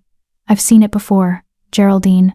Wolves who present as Omega, because their environment suppressed their true nature, given proper care, proper nutrition, proper training, they transform into what they were always meant to be. He leaned closer, and she could feel his breath against her face. Let me take you to my pack doctor. Let me have you properly evaluated, not by someone who's biased, not by someone who benefits from keeping you weak. Let me prove to you that you're so much more than Silverpine has ever allowed you to be. And if you're wrong, her voice broke, if I really am just Omega, then you're an Omega who deserves respect, dignity, and the chance to live without fear. And I'll still want you beside me. Because rank has never been what matters. You matter. The person you are, the strength you've shown, the truth you've fought for. His forehead touched hers, and the world narrowed to just the two of them. Sign Owen's papers, Geraldine. Sever the bond with a male who doesn't deserve you. And give us a chance to see what the moon goddess really intended.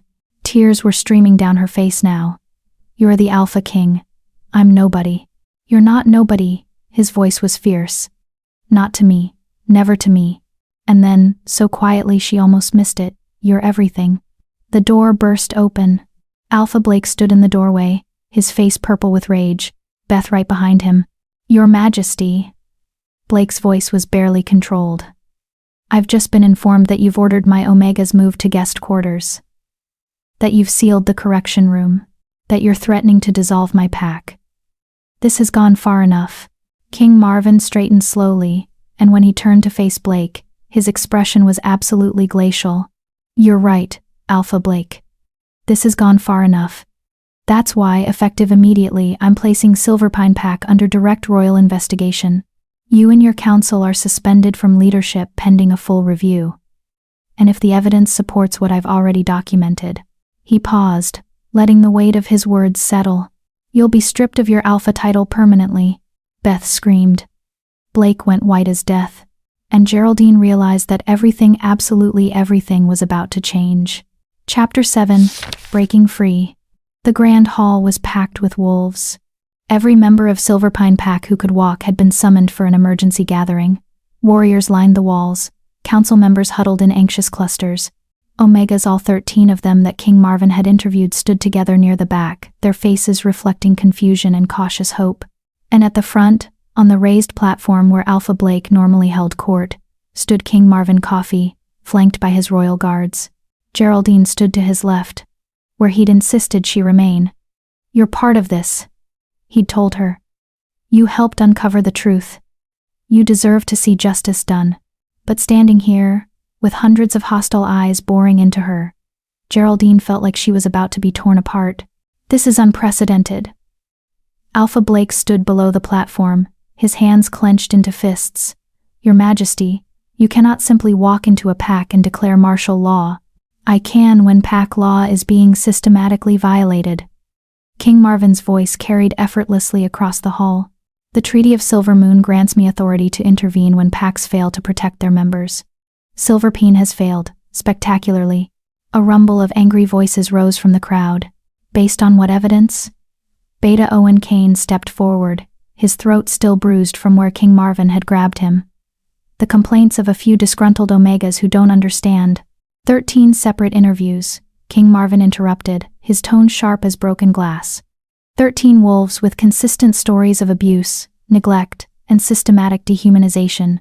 Documentation of a correction room, where pack members are imprisoned without trial. Records showing multiple Omega deaths over the past 5 years that were never investigated or even properly reported.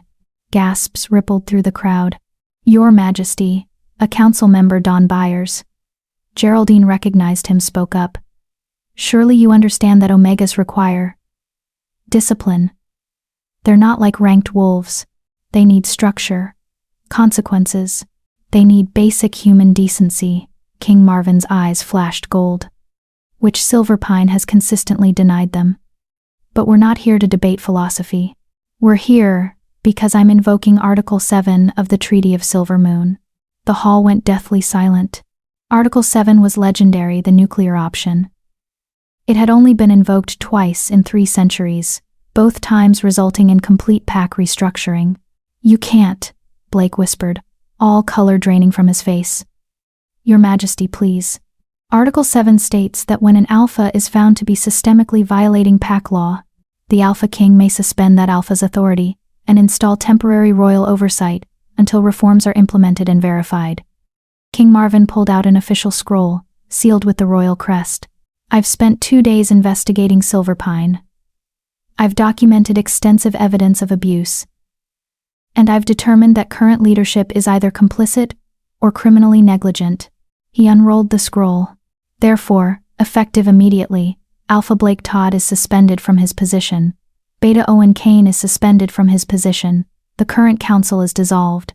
Silverpine Pack will operate under direct royal authority until such time as I determine it's capable of self-governance." The hall erupted into chaos. Wolves shouted over each other, some in fury, some in disbelief, a few in what sounded like relief. Blake was screaming about tradition and autonomy. Beth was sobbing dramatically against her father's shoulder. Owen looked like he wanted to attack someone but couldn't figure out who. Through it all, King Marvin stood perfectly still, a pillar of calm authority. Silence. His voice cut through the noise like a blade. Everyone froze. "I understand this is difficult," he continued, his tone slightly gentler. "Change always is. But understand this, I'm not here to destroy Silverpine. I'm here to save it. Because if you continue on your current path, this pack will tear itself apart from the inside." He gestured to the Omegas clustered at the back of the hall. "These wolves, your packmates, your brothers and sisters have been keeping your pack running while being treated as less than animals. They cook your food, clean your homes, tend your sick, maintain your grounds. And in return, you've given them scraps and cruelty." "They're Omega," someone in the crowd muttered. "That's what they're for." "No." King Marvin's voice dropped to something dangerous. "That's what you've convinced yourselves to justify your abuse. But the truth is simpler and harder to accept. You've been wrong. For years, possibly decades, you've been wrong. And now you have a choice." He moved to the edge of the platform. "You can accept reforms. Treat all pack members with dignity. Follow the actual laws you've been ignoring. Build something better." He paused. "Or you can resist. Fight me. Try to maintain the old ways.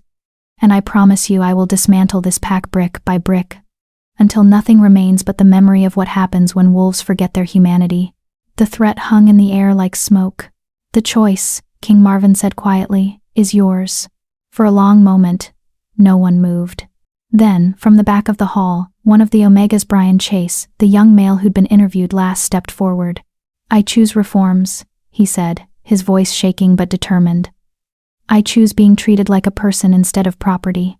Another Omega joined him. "Me too." Then another. Within minutes, all 13 Omegas had stepped forward, standing together in a united front. "Anyone else?" King Marvin asked. A warrior Geraldine didn't know well. Basil David raised his hand tentatively. "Your Majesty, I didn't know.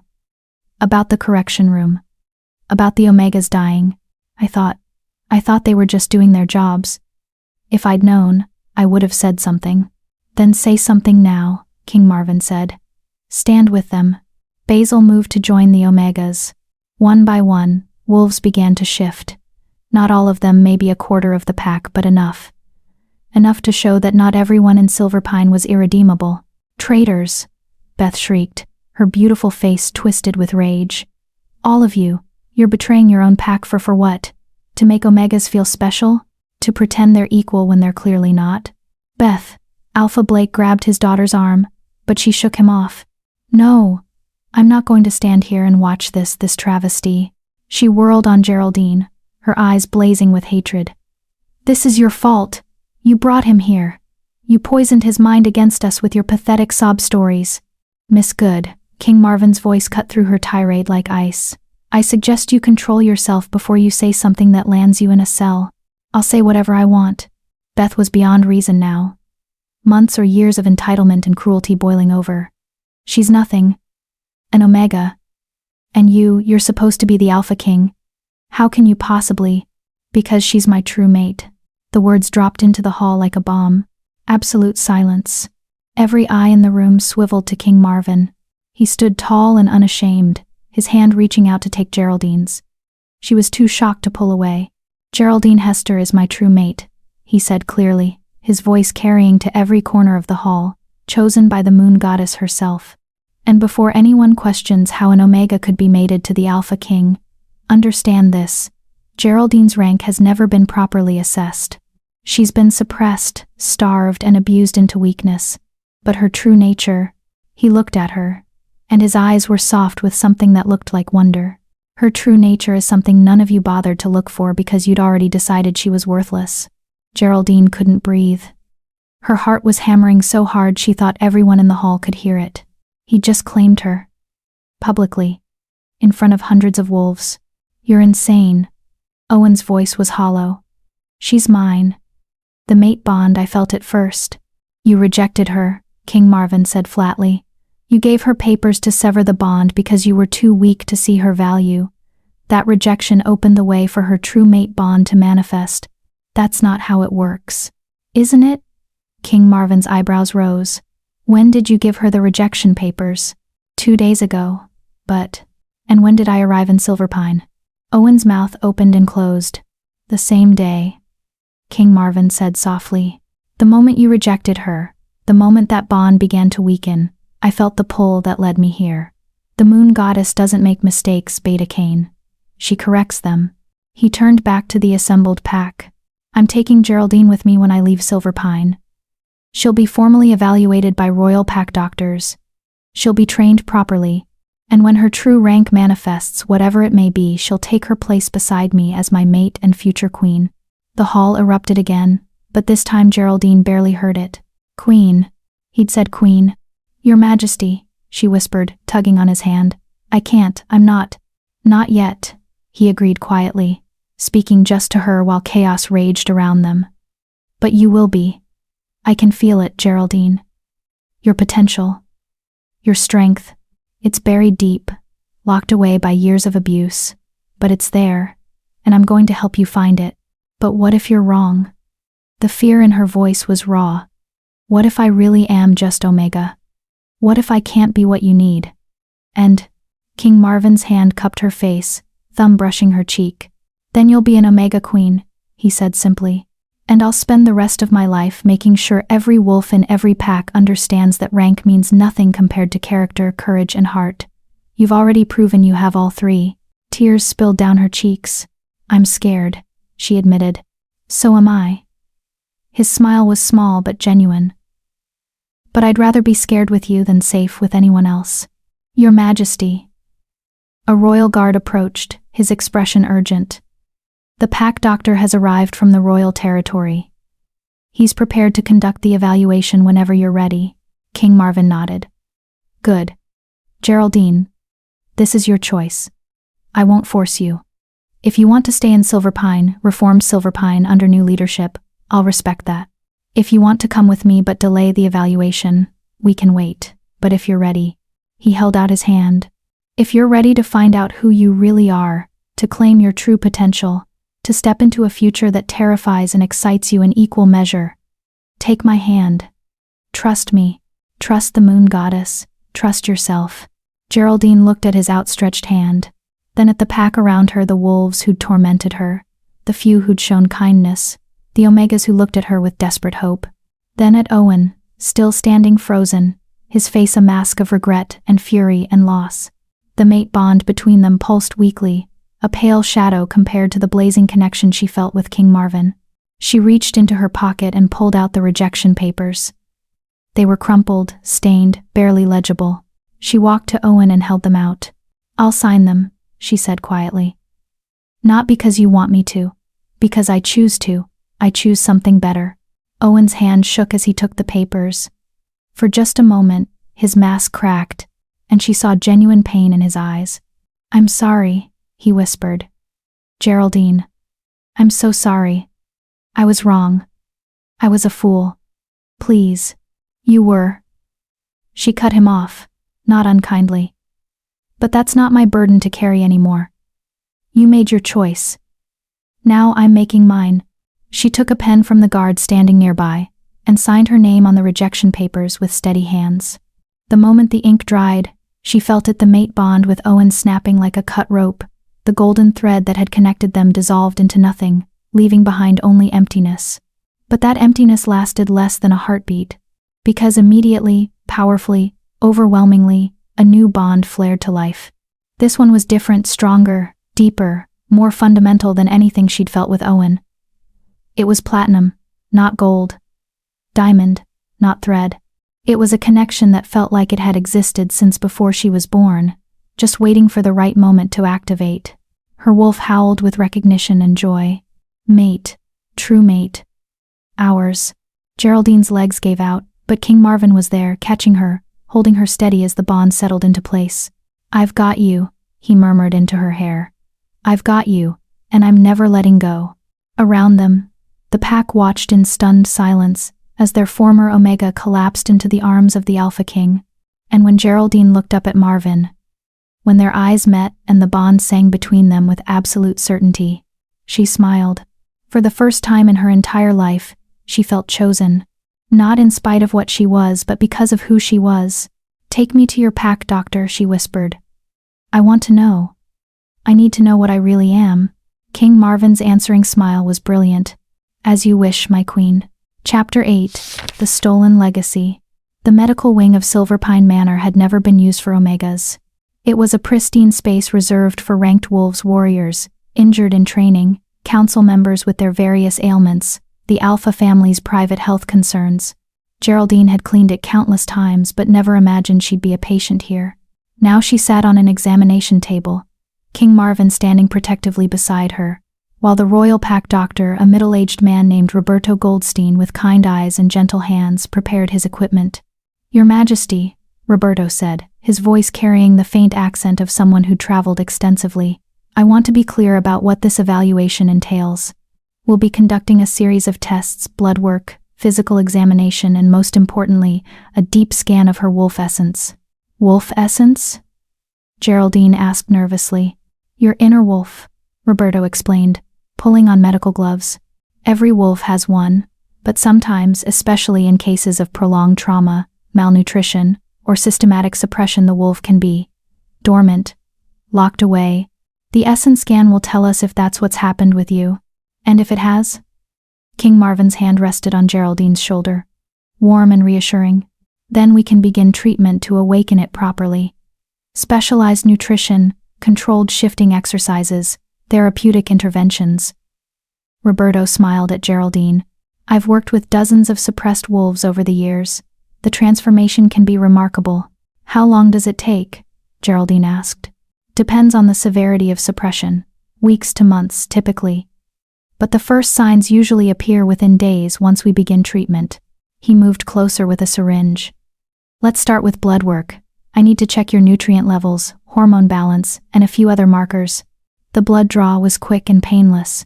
Roberto labeled the vials with practiced efficiency, then pulled out a device Geraldine had never seen before, a smooth crystal sphere about the size of an orange, mounted on an ornate metal base. This is an essence scanner, he explained, seeing her confused expression. Ancient technology, passed down through royal pack doctors for generations. When I activate it, and you place your hand on it, it will read your wolf essence and display your true nature. It can tell rank? King Marvin asked, his voice tight with anticipation. Rank, power level, any suppression or blockages, even hereditary traits. Roberto adjusted the device. It's completely harmless, though some wolves report feeling strange sensations during the scan. He activated the sphere. It began to glow with a soft blue light. Whenever you're ready, Miss Hester, place your hand on top. Geraldine's hand trembled as she reached out. King Marvin's grip on her shoulder tightened supportively. Whatever it says, he murmured. You're still you. Still brave. Still worthy. Nothing changes that. She took a breath and pressed her palm against the crystal sphere. For a moment, nothing happened. Then the blue light flared brilliant white, so bright that Geraldine had to close her eyes against it. Heat rushed through her body, not painful, but intense, like standing too close to a fire. Her wolf, usually a quiet presence in the back of her mind, suddenly surged forward with a force that took her breath away. "Awake!" it howled. "Finally awake. See us. Know us." The light shifted colors: blue, green, gold, silver, cycling through a spectrum faster than Geraldine could track. The sphere began to hum, a low vibration that she could feel in her bones. "Roberto?" King Marvin's voice was sharp with concern. "What's happening? Is this normal?" I don't know, Your Majesty." Roberto was staring at the device with wide eyes. "I've never seen it react this way. The color cycling, the intensity." The sphere suddenly pulsed with pure silver light, then went dark. Geraldine pulled her hand back, gasping. Her whole body was tingling, and her wolf was thrashing inside her consciousness, more active than it had been in years. "What does that mean?" she asked, her voice shaking. "Did it break?" Roberto was examining the device, his expression caught between confusion and awe. "It didn't break. It completed the scan. But the reading." He pulled out a small screen that had emerged from the base of the device. His eyes widened as he read it. "This can't be right," he whispered. "Roberto." King Marvin's tone was a command. "What does it say?" The doctor looked up, his face pale. "Your Majesty, according to this scan, Miss Hester isn't Omega. She never was." Geraldine's heart stopped. "What?" "The scan shows massive suppression, layers upon layers of it. Malnutrition, psychological trauma, and something else." He squinted at the screen. "Some kind of intentional blocking? Like her wolf was deliberately weakened when she was young." "Intentional?" King Marvin's voice went dangerously soft. "Someone did this to her on purpose?" "It's the only explanation for this pattern. Natural suppression doesn't look like this. It's messy, inconsistent. This is surgical, precise. Someone with knowledge of wolf physiology deliberately stunted her development." Geraldine felt like the floor had disappeared beneath her feet. "But who would? Why would? What's her true rank?" King Marvin demanded. Roberto hesitated, looking at the screen again like he couldn't quite believe what he was seeing. "Alpha," he finally said. "She's Alpha ranked. Not just Alpha, the scan shows hereditary markers consistent with Alpha bloodlines, strong ones." The room spun. "Alpha. She was Alpha. That's impossible," Geraldine heard herself say. "I don't have Alpha parents. My mother was Omega. My father left before I was born." "Your mother told you she was Omega?" Roberto asked gently. "Everyone told me. The whole pack. I've always been lied to." King Marvin's voice was shaking with barely controlled fury. "You've been lied to your entire life." He turned to Roberto. "Can you determine when the blocking was done?" "Based on the scan's depth reading, I'd estimate she was between 12 and 14 years old, right around the age when wolves typically present their rank. The age Geraldine had presented as Omega. She'd been 13 years old, working in the manor kitchens, when she'd first felt her wolf stirring.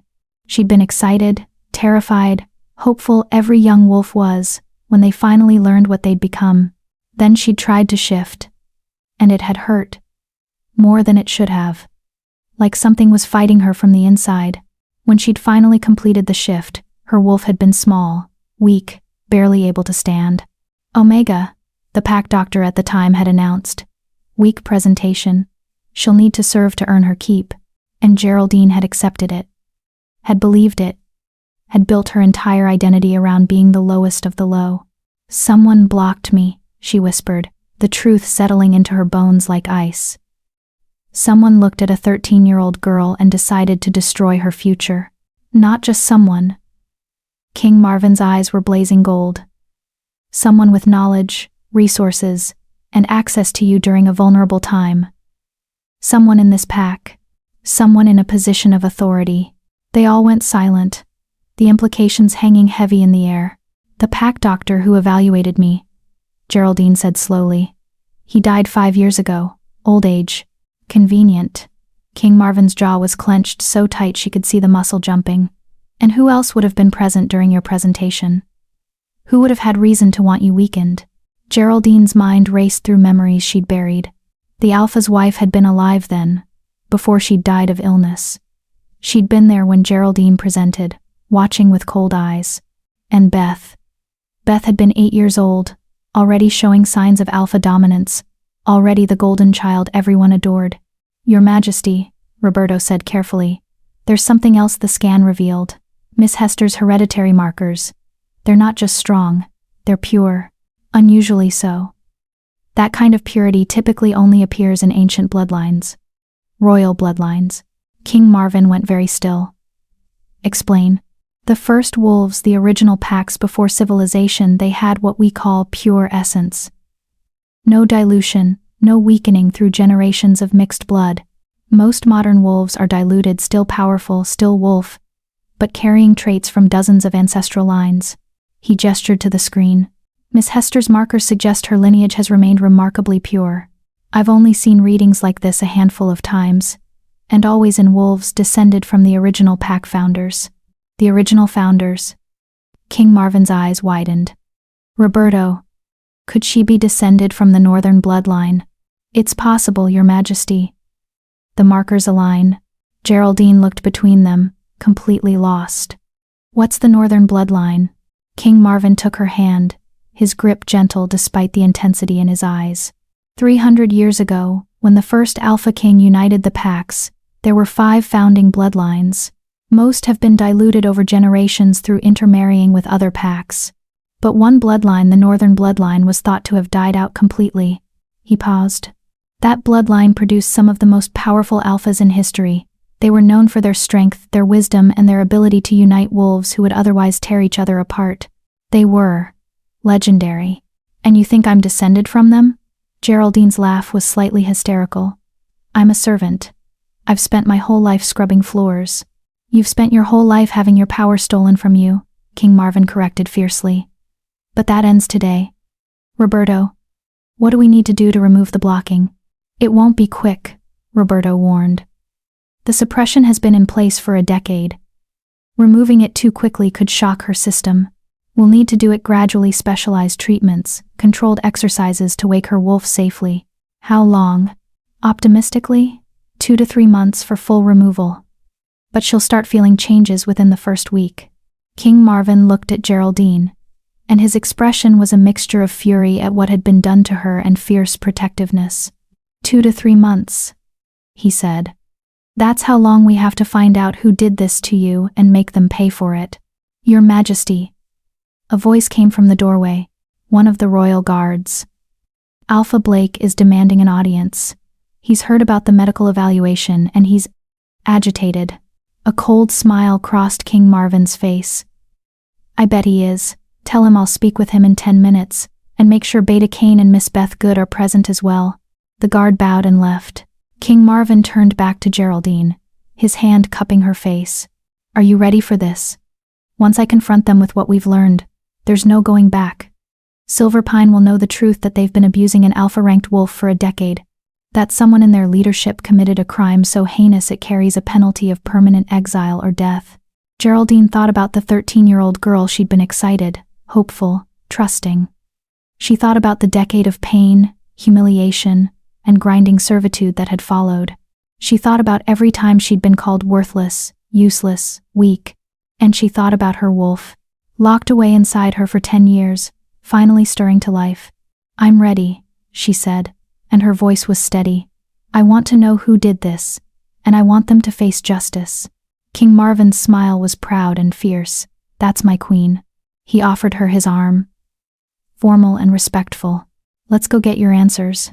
As they walked toward the confrontation, Geraldine felt it a stirring deep inside, like something long dormant, finally beginning to wake. Her wolf was coming back, and when it fully emerged, everyone who'd hurt her would understand exactly what they'd created. Not a broken Omega, an alpha with a decade of rage to unleash. Chapter 9, The Guilty Revealed. The Grand Hall had been hastily reassembled for what King Marvin had called a matter of criminal investigation. Alpha Blake stood at the center, his face ashen. Owen Kane flanked him on one side, jaw clenched. Beth Good stood on the other, her earlier hysteria replaced by a cold wariness that made Geraldine's skin prickle. The pack had gathered again, fewer this time, only high-ranking wolves and those directly involved in pack governance, and the Omegas. King Marvin had specifically requested all 13 Omegas be present. "Whatever witnesses this," he'd said grimly, "needs to see it." Geraldine stood beside King Marvin on the platform, and for the first time in her life, she stood tall, not hunched, not trying to make herself smaller. The truth of what she really was, what she'd always been, was settling into her bones like molten iron, forging something new. "Your Majesty," Alpha Blake's voice carried a note of desperation. "I don't understand why we've been summoned like criminals. If this is about the Omega situation, I've already assured you we'll implement whatever reforms." "This isn't about reforms." King Marvin's voice cut through the hall like a blade. "This is about a crime. A crime committed approximately 10 years ago, against a young wolf in this pack. A crime that carries the penalty of permanent exile or execution under pack law." "Nain." The hall went deathly silent. "What crime?" Blake asked, though his eyes flickered nervously to Geraldine. "The deliberate suppression of a wolf's true rank." King Marvin let the words hang.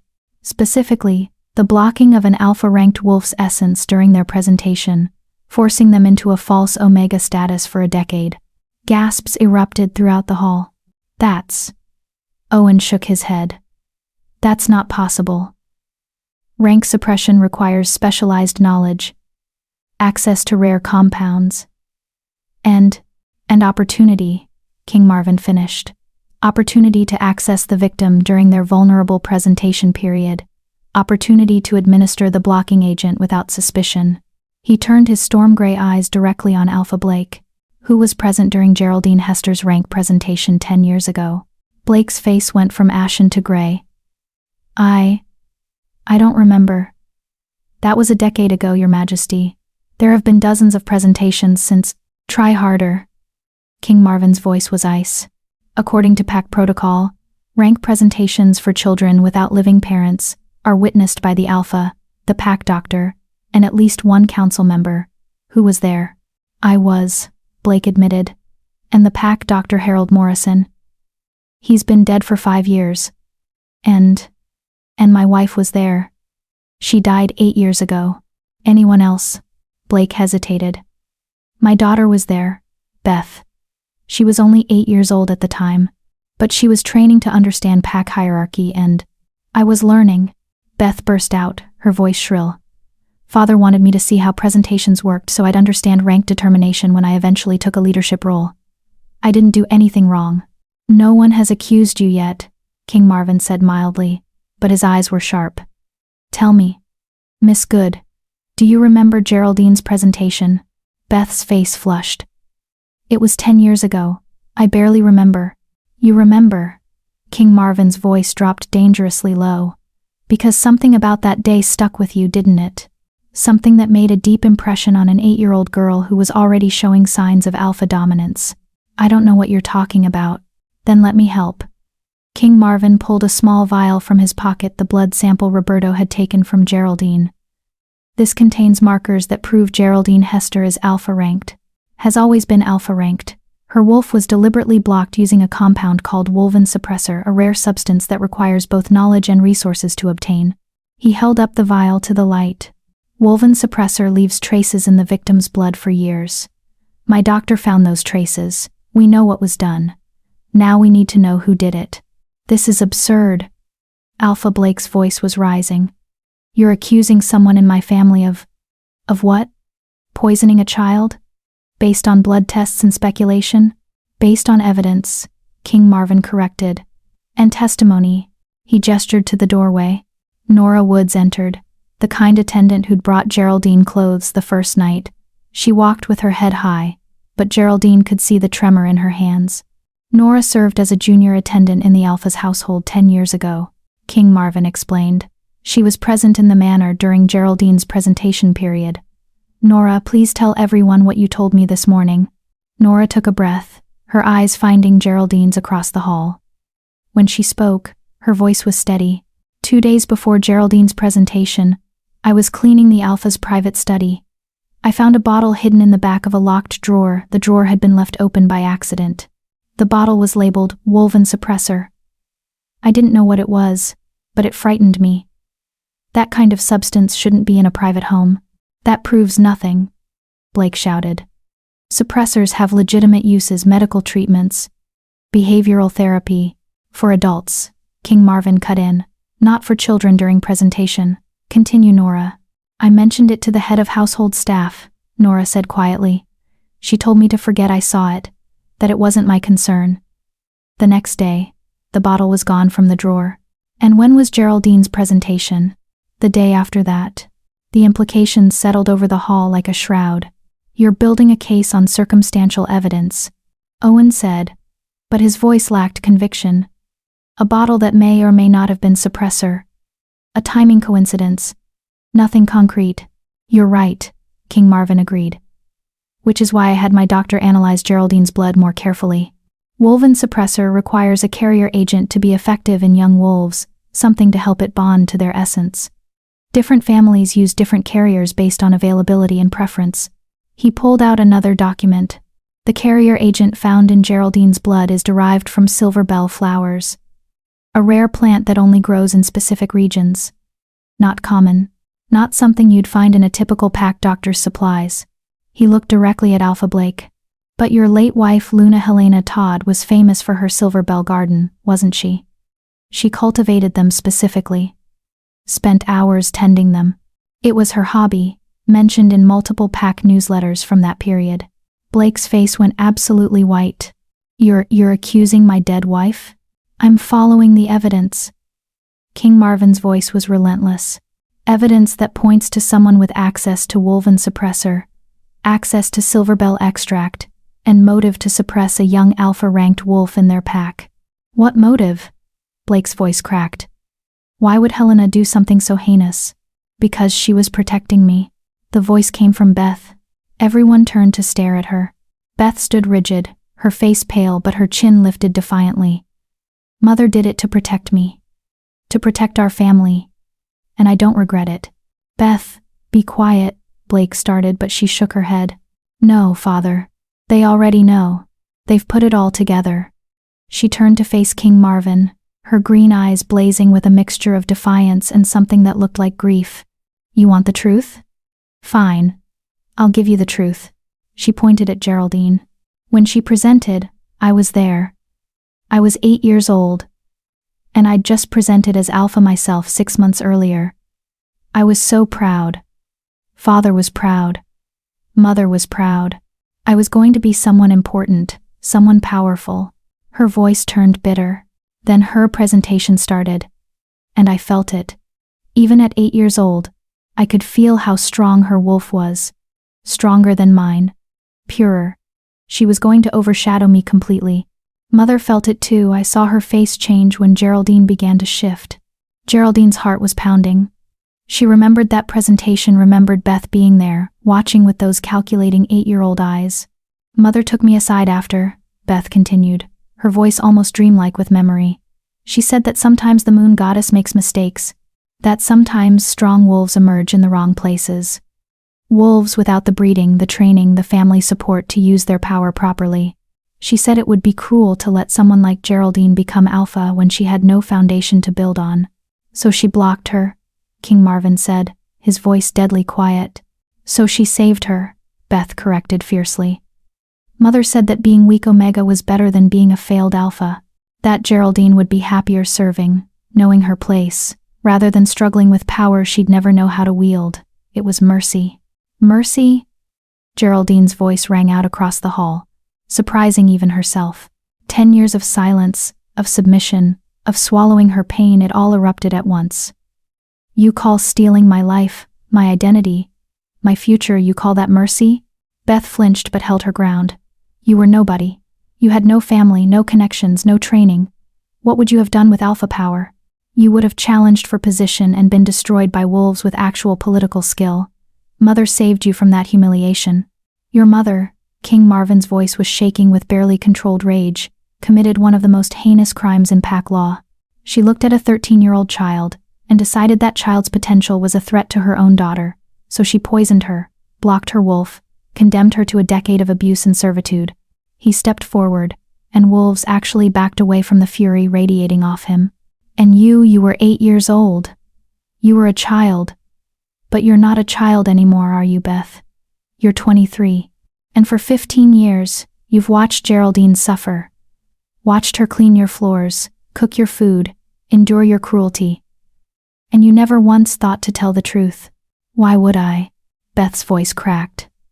So she could take everything from me? So she could prove Mother was right, that she was always stronger? Always better? So I could lose my place in the pack? You never had a place. The words burst from Geraldine like a dam breaking. You built your entire life on a lie, on stolen power, on my suffering. Everything you are, everything you have, you took it from me. I earned it. Beth screamed back, all composure shattering. I trained, I studied, I worked to become someone worthy of respect. What did you do? You wallowed in self-pity and victimhood. Because your mother poisoned me. Geraldine was shaking, her wolf surging forward with a force she'd never felt before. She stole my wolf. She stole my future.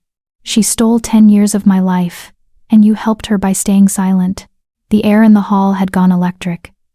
Geraldine's skin was crawling, her wolf pressing against her consciousness with desperate urgency. Shift, it howled. Show them what they tried to destroy. Geraldine, King Marvin's voice cut through her rage, gentle but firm. Not yet. Your wolf isn't ready for a full shift yet. The blocking is still too strong. I don't care, she heard herself say. I want them to see. I want everyone to see what they tried to bury. It could hurt you. They already hurt me. Tears were streaming down her face. For 10 years, they hurt me every single day. What's a little more pain if it means the truth finally comes out? King Marvin studied her face, then slowly nodded. Then shift, he said quietly. Show them who you really are. Geraldine closed her eyes and reached for her wolf. Even through the layers of suppression, through the decade of chemical blocking, through all the psychological conditioning that told her she was weak and small and worthless, her wolf responded. It hurt. Goddess, it hurt like shifting through broken glass, like her bones were tearing apart and reforming wrong. The blocking agent fought against her, trying to keep her contained, trying to force her into the small, weak form she'd worn for 10 years. But Geraldine was done being small. She gritted her teeth and pushed. The shift completed in a burst of silver light. Gasps echoed throughout the hall. Because the wolf standing where Geraldine had been wasn't omega-sized, wasn't weak and trembling and barely able to stand. She was massive, nearly as large as an alpha male, her fur a silver white that seemed to glow in the hall's lighting. Her eyes blazed gold, true alpha gold, the color of dominance and power. But it wasn't perfect. The shift was incomplete. In places her form flickering. Unstable from the suppression still fighting against her. It was clear she was in pain, her sides heaving with the effort of holding the form. But she held it. She held it and lifted her head and howled. The sound was pure rage and grief and triumph all woven together. It echoed through the hall, through the manor, through the entire pack grounds. Every wolf in the room dropped to their knees. It wasn't voluntary. The sheer force of dominance radiating from Geraldine's true form compelled submission from everyone except King Marvin, who stood tall, his eyes blazing with fierce pride.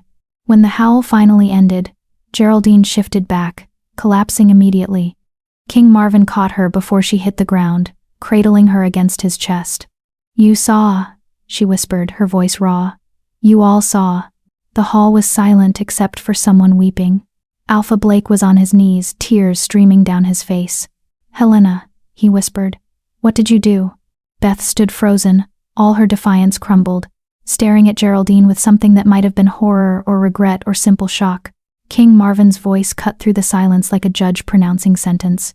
Beth Good, you are hereby charged with conspiracy to suppress a wolf's true rank and complicity in covering up a major crime. You will be tried under pack law. If found guilty, the sentence is permanent exile from all packs. Beth's face crumbled. Your Majesty, please. I was a child when it started.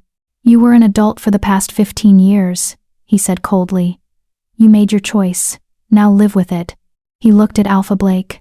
As for you, your wife committed the crime, but you presided over a pack that brutalized the victim for a decade. You may not have known about the initial blocking, But you knew about the abuse, the correction room, the systematic degradation. That makes you complicit. Your Majesty. Blake's voice was broken. I didn't know she was Alpha. If I'd known, would it have mattered? King Marvin's question was sharp. Should any wolf, regardless of rank, be treated the way Geraldine was treated? Or do you only care about dignity when it's someone powerful? Blake had no answer. Silverpine Pack is officially dissolved, King Marvin announced. Its members will be distributed to neighboring packs under my direct oversight. Alpha Blake Todd, you are stripped of your title permanently. Beta Owen Kane the same. He looked down at Geraldine, still cradled in his arms, exhausted from the shift but conscious. And Geraldine Hester, true name to be determined after proper bloodline investigation, you are under my personal protection. You will come with me to the Royal Pack, where you will receive proper medical treatment, proper training, and the respect you should have had from birth. He raised his voice so everyone could hear. Let Silverpine Pack be a lesson to all packs under my authority.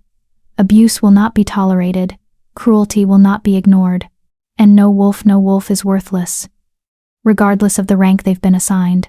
As royal guards moved forward to take Beth and Blake into custody, as the hall erupted into chaos and conversation, Geraldine looked up at King Marvin. Thank you, she whispered. His hand cupped her face gently. Thank you for being brave enough to shift, for showing them the truth. It hurt, she admitted.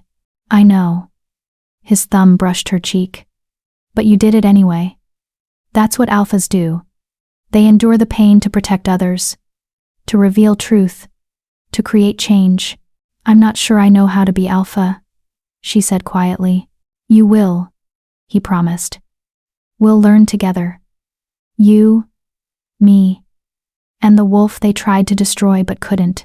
And as they left Silverpine Manor for the last time, Geraldine felt her wolf battered, suppressed, but finally awake purr with satisfaction. Justice had been served. Now came the transformation. Chapter 10, The Alpha Queen. 3 months had passed since Silverpine Pack dissolved. 3 months of intensive medical treatment, proper nutrition, controlled shifting exercises, and therapeutic work to undo a decade of psychological conditioning. 3 months of slowly, painstakingly removing the layers of suppression that had been wrapped around Geraldine's wolf like chains. And now, standing in the grand courtyard of the Royal Pack territory, Geraldine barely recognized herself. The reflection in the mirror that morning had shown someone transformed. Her frame, once thin from malnutrition, had filled out with proper muscle. Her skin glowed with health. Her hair, always dull and lifeless, now shone. But it was her eyes that showed the biggest change. They held confidence, power, and a strength that came from finally knowing who she was. Nervous? King Marvin's voice came from behind her. She turned to find him standing in the doorway of the courtyard pavilion, dressed in formal royal attire. In 3 months, their relationship had evolved from shocking mate bond to something deeper, more fundamental. He'd been patient as she healed. Never pushing, always supporting. They'd spent countless hours talking, training, discovering each other, and falling in love. Terrified, she admitted with a small smile. Today's the day, isn't it? The final evaluation. The day we find out if Roberto's treatment worked, if your wolf is finally free. He crossed to her and took her hands. But regardless of what happens today, regardless of what power manifests or doesn't, you're already everything you need to be. You keep saying that, because it's true. He pulled her close, his arms wrapping around her. Power is just power, Geraldine. What matters is the person wielding it. And you're the strongest person I've ever met, not because of rank, but because of who you are. A knock at the pavilion door interrupted them. Roberto entered, carrying his equipment and wearing an expression of barely contained excitement. Your Majesty, Miss Hester, are we ready to begin? Over the past 3 months, Roberto had become more than just a doctor. He'd become a friend. He'd guided Geraldine through every stage of her recovery with patience and genuine care. We're ready, Geraldine said, squeezing Marvin's hand once before releasing it. They moved to the center of the courtyard where Roberto had set up his equipment, the crystal essence scanner that had revealed the truth 3 months ago, along with various monitoring devices to track Geraldine's vitals during the evaluation. The treatment should have removed approximately 90% of the blocking agent, Roberto explained as he prepared the scanner. The final 10% will dissipate naturally over the next few weeks. But 90% should be enough for us to get an accurate reading of your true nature." He activated the crystal sphere. It glowed with that familiar soft blue light. "This time," he said gently, "I want you to not just touch the scanner. I want you to shift while in contact with it. Let your wolf fully emerge while the scan is active. It's the only way to get a complete reading." Geraldine nodded, her heart pounding. She placed her hand on the crystal and reached for her wolf. 3 months ago, shifting had been agony like tearing through concrete with bare hands. Now, after proper treatment and training, it was natural. Her wolf surged forward eagerly, and the shift flowed like water. One moment she was human, the next she was wolf, the transition so smooth it barely registered as change. The crystal sphere exploded with light, not the cycling colors from before, but pure, radiant silver white. The light was so intense that Marvin and Roberto had to shield their eyes. Geraldine felt it power flooding through her, no longer dammed up and suppressed. Her wolf, fully awake for the first time, threw back its head and howled with pure joy. The sound resonated across the entire Royal Pack territory. In the distance, Geraldine heard other wolves responding, hundreds of voices joining hers in a symphony of recognition. The light from the crystal began to pulse in rhythm with her heartbeat. Then something extraordinary happened. The light shifted, forming symbols in the air above the scanner, ancient wolf runes that hadn't been seen in centuries. They hung suspended, glowing, spelling out something in the old language. Roberto gasped. "Impossible." The symbols faded, and the crystal went dark. Geraldine shifted back to human form, breathing hard but feeling more alive than she'd ever felt in her life. "Roberto?" Marvin's voice was tight with anticipation. "What did the scan say?" The doctor was staring at his screen with an expression of absolute awe.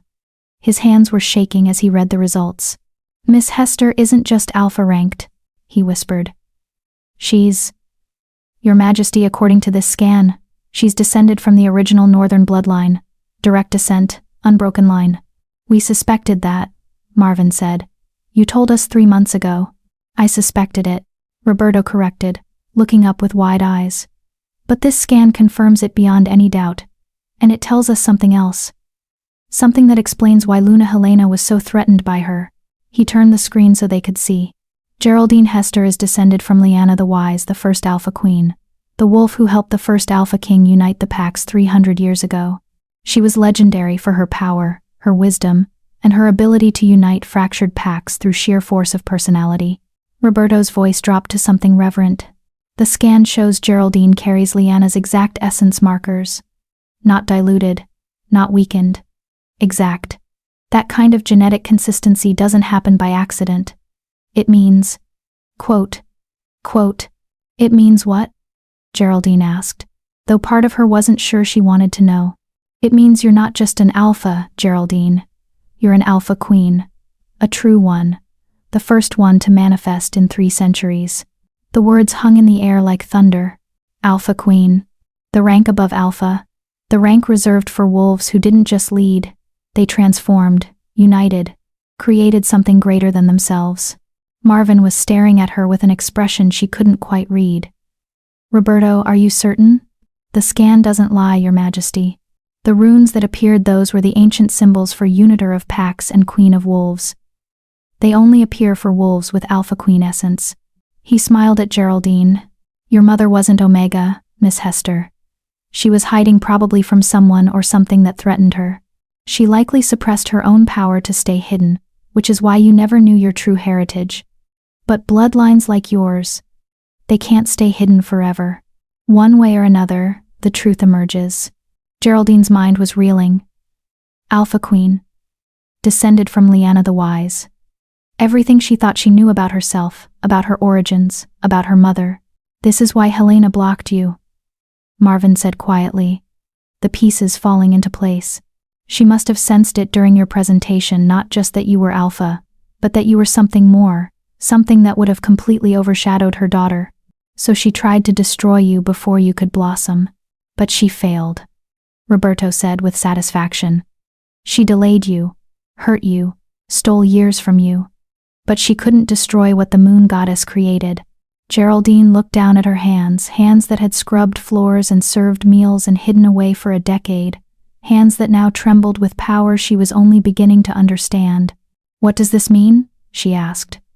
"Practically speaking. What does an alpha queen do?" Marvin stepped forward and took her hands in his, grounding her. Historically, alpha queens worked alongside alpha kings to maintain balance in the pack territories. They had their own authority, their own responsibilities. They were partners, not subordinates. His storm gray eyes held hers. "It means, Geraldine Hester, that you're not just my mate. You're my equal.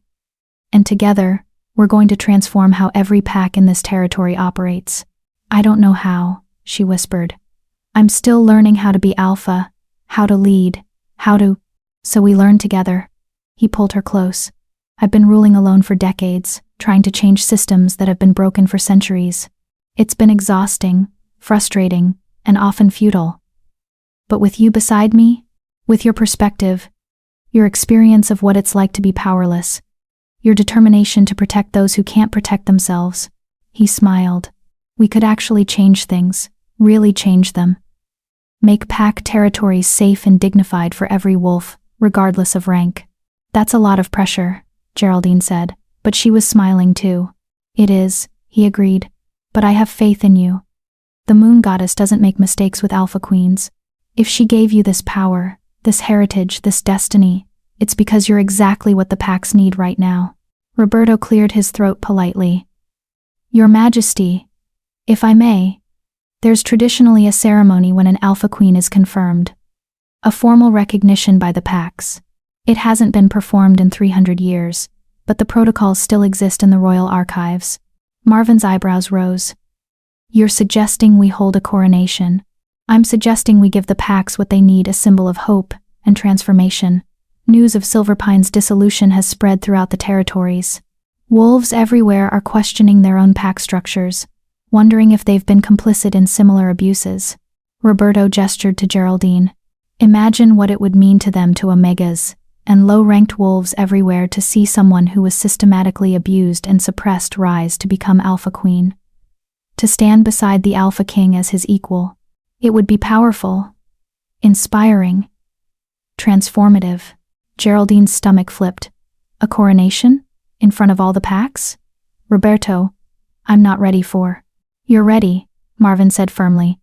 "You've been ready since the day you told the truth in front of Silverpine Pack despite knowing the consequences.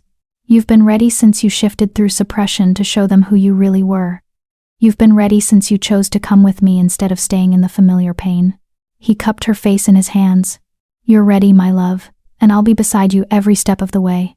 Geraldine looked into his eyes, this male who'd seen her at her lowest and chosen to lift her up, who'd fought for her when no one else would, who'd helped her reclaim everything that had been stolen. "Okay," she whispered. "Let's do it. Let's show them what an alpha queen looks like." His smile was brilliant. "That's my queen." 2 weeks later, the grand amphitheater of the Royal Pack territory had been built to hold 10,000 wolves. Today, it was packed beyond capacity. Representatives from every pack in the northern territories had come, alphas, betas, council members, warriors, but also, in unprecedented numbers, omegas and low-ranked wolves who'd traveled from across the territory to witness something that had never happened in their lifetimes. The coronation of an alpha queen. Geraldine stood in the preparation chamber, staring at herself in the mirror, and barely recognizing the wolf looking back. She wore a gown of silver silk that seemed to shimmer like moonlight. Her hair, now lustrous and healthy, had been styled in an elegant updo, woven with small white flowers, the same silver bell flowers that had been used to suppress her, now reclaimed as a symbol of her survival. Around her neck hung a platinum collar set with moonstones, the traditional regalia of an alpha queen, retrieved from the royal archives where it had sat unused for 3 centuries. "You look every inch a queen," a familiar voice said from the doorway. Geraldine turned to find Nora standing there, wearing formal attendant attire. After Silverpine's dissolution, Nora had chosen to join the royal pack, and she'd become one of Geraldine's closest friends. "I feel like I'm about to faint," Geraldine admitted. "That's normal." Nora moved to adjust the flowers in Geraldine's hair with practiced efficiency. "But remember those wolves out there, especially the ones like you used to be. They need to see this. They need to see that transformation is possible, that rank doesn't determine worth, that someone can rise from nothing to everything. I didn't rise from nothing, Geraldine corrected softly. I was always something. They just convinced me I was nothing. Exactly. Nora's smile was proud. Now go remind every wolf in those stands that potential can't be suppressed forever. That truth always emerges, that the moon goddess keeps her promises, even when it takes years to fulfill them. A knock at the door announced King Marvin's arrival. He entered wearing full royal regalia, black and silver robes that marked him as Alpha King, a crown of twisted silver that sat on his dark hair. He looked every inch the powerful, ancient ruler he was, until he saw Geraldine, and his face softened into something tender. You're breathtaking, he said simply. I'm terrified, she countered. You're both. He crossed to her and took her hands. But breathtaking is winning. Through the walls, they could hear the crowd, thousands of voices, the anticipation building. Are you ready? He asked. Geraldine took a breath. Thought about the 13-year-old girl whose future had been stolen. Thought about the Omega who'd scrubbed floors while believing she was worthless. Thought about every wolf still suffering under systems like Silver Pines, still believing they deserved their pain. I'm ready, she said. Let's show them what's possible. They walked together through the corridors of the amphitheater, royal guards forming an honor guard around them. The sound of the crowd grew louder with each step. Then they emerged into the arena, and the noise became deafening. 10,000 wolves on their feet, howling, cheering, celebrating. Not all of them were celebrating, Geraldine noted with practiced observation. She could see faces in the alpha sections that were tight with disapproval or anxiety. Change threatened those who benefited from the old systems. But the lower sections where omegas and low-ranked wolves sat, those wolves were on their feet, tears streaming down their faces, howling with a joy that spoke of hope long denied. Marvin led her to the center platform where the ceremony would take place. The royal pack's high priestess, an ancient wolf named Violet Collins, who served as spiritual advisor, waited with the ceremonial regalia. We gather today. Violet's voice carried across the amphitheater with surprising strength for someone so old. To witness something that has not occurred in 300 years. The recognition and coronation of an alpha queen. She turned to Geraldine. Geraldine Hester, descended from Lyanna the Wise, first alpha queen and uniter of packs, do you accept the responsibility of this rank? Do you swear to protect the powerless, to speak for the voiceless, to transform unjust systems into equitable ones? Geraldine's voice rang out clearly. I do. Do you swear to work alongside your mate, the Alpha King, as equal partners in governance, to check his power as he checks yours, to build something greater together than either could alone? I do. Do you swear to remember where you came from, to never forget what it feels like to be powerless, to be abused, to be told you're worthless, to let that memory fuel your compassion rather than your bitterness? This question wasn't traditional, Geraldine knew. Violet had added it specifically for her. I swear it, Geraldine said, her voice thick with emotion. I will never forget. And I will never let another wolf suffer what I suffered if I have the power to prevent it. Violet smiled and turned to the crowd. Then, by the authority granted to me by the moon goddess herself, by the ancient laws that bind our packs, by the wisdom of those who came before, and the hope of those who come after, she lifted a second crown, platinum, more delicate than Marvin's but no less powerful, set with moonstones that seemed to glow with their own light. I name you Alpha Queen, protector, leader, partner. May your reign be long, your wisdom deep, and your compassion endless. She placed the crown on Geraldine's head. The amphitheater erupted. Wolves howled, stamped their feet, filled the air with sound that felt like physical force.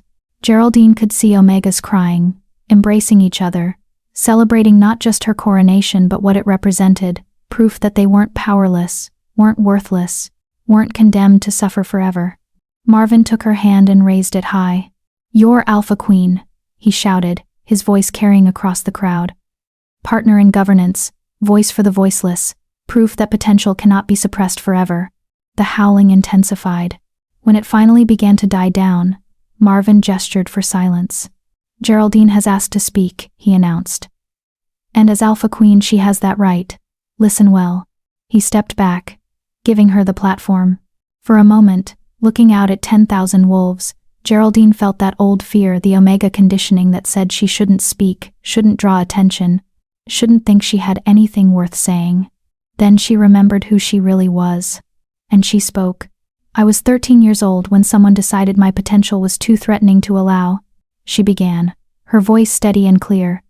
They poisoned me, blocked my wolf, condemned me to 10 years of serving, suffering, and believing I was worthless. The amphitheater was silent now. Every wolf listening. For 10 years I cleaned floors, I cooked meals, I endured cruelty and abuse. I was told every single day that I was nothing, that I was lucky to even have a place in the pack, that serving was all I was good for. She paused, letting the words settle. And I believed it. That's what systematic abuse does. It makes you believe the lies. It makes you think your suffering is deserved, that you're the problem, not the system. She looked out at the Omega sections, at the faces staring up at her with desperate hope. But I was wrong.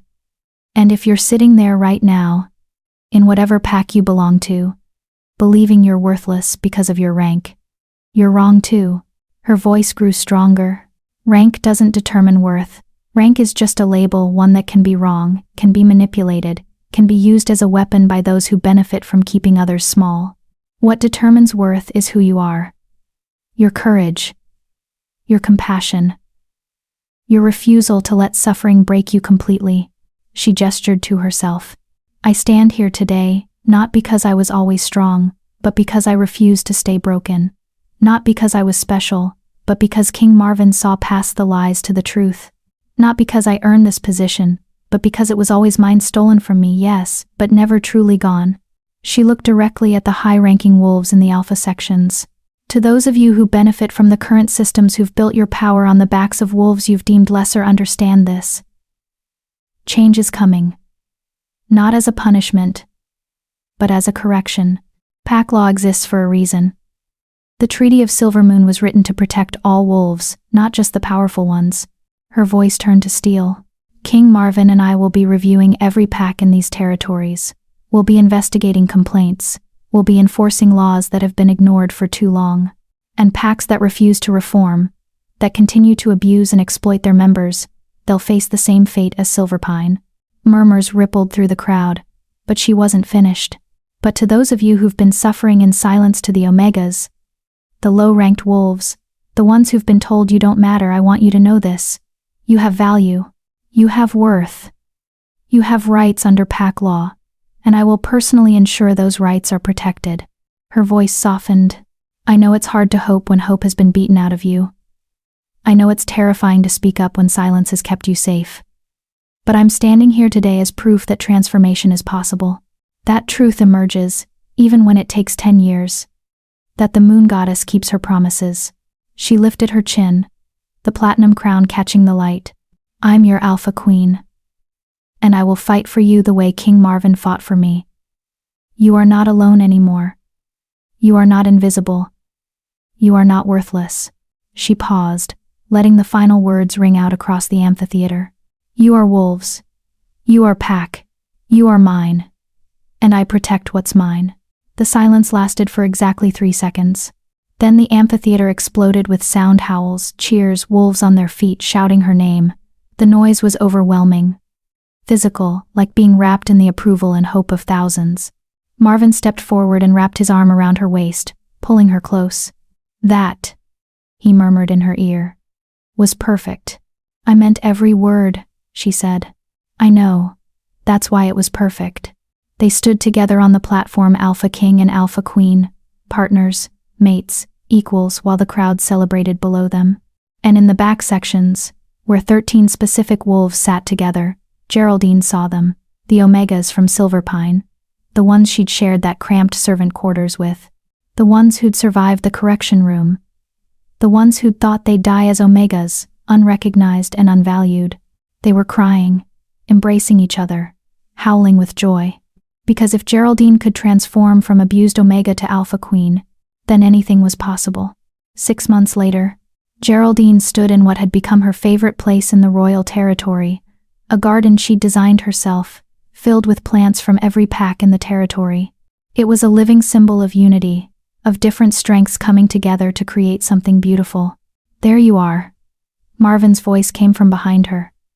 I should have known you'd be hiding in the garden again. I'm not hiding, I'm thinking.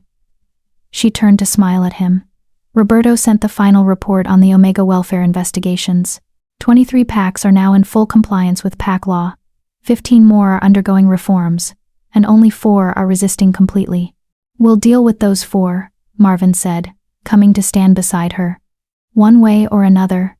But 23 packs reformed in 6 months? That's remarkable progress. It's not enough. It's a start.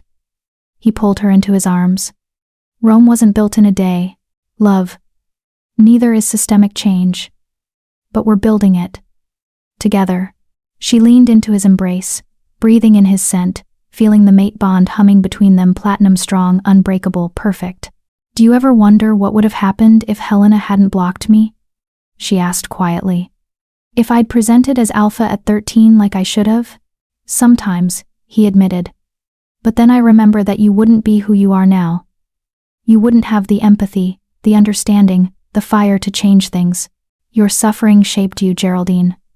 It shouldn't have happened, and Helena deserves every punishment she received, but it did happen. And you've transformed that pain into purpose.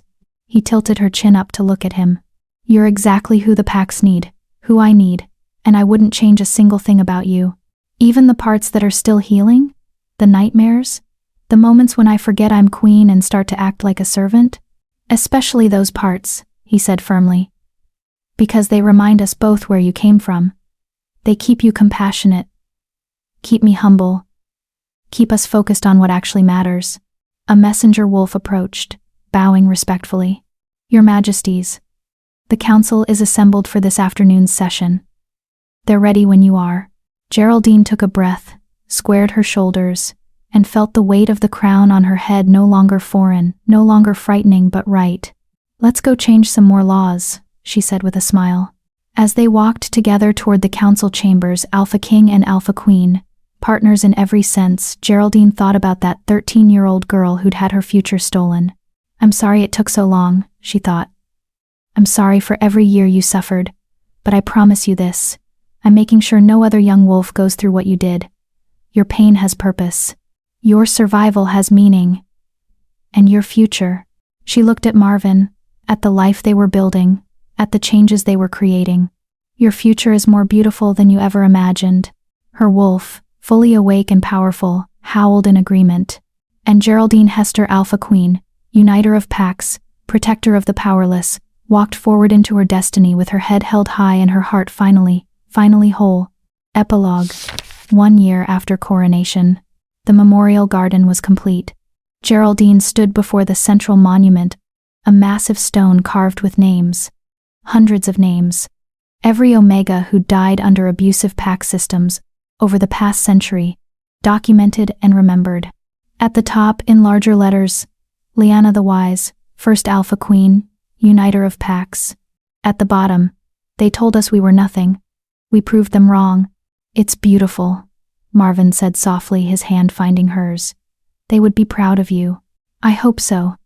Geraldine traced one name with her finger, a young Omega from Silverpine, who died 2 winters before Geraldine arrived. I hope they know their suffering wasn't meaningless, that we're building something better. Behind them, the sound of young wolves laughing echoed across the garden. Geraldine turned to see a group of Omega children, now simply called service-ranked in the new terminology, playing freely, supervised by caring adults, well-fed and healthy and safe. One of them, a little girl with silver hair, looked up and saw Geraldine watching. The child's face lit up, and she ran over. Your Majesty, the girl said breathlessly. Is it true? Were you really Omega before you became queen? Geraldine crouched down to the child's level. I was. For 10 years.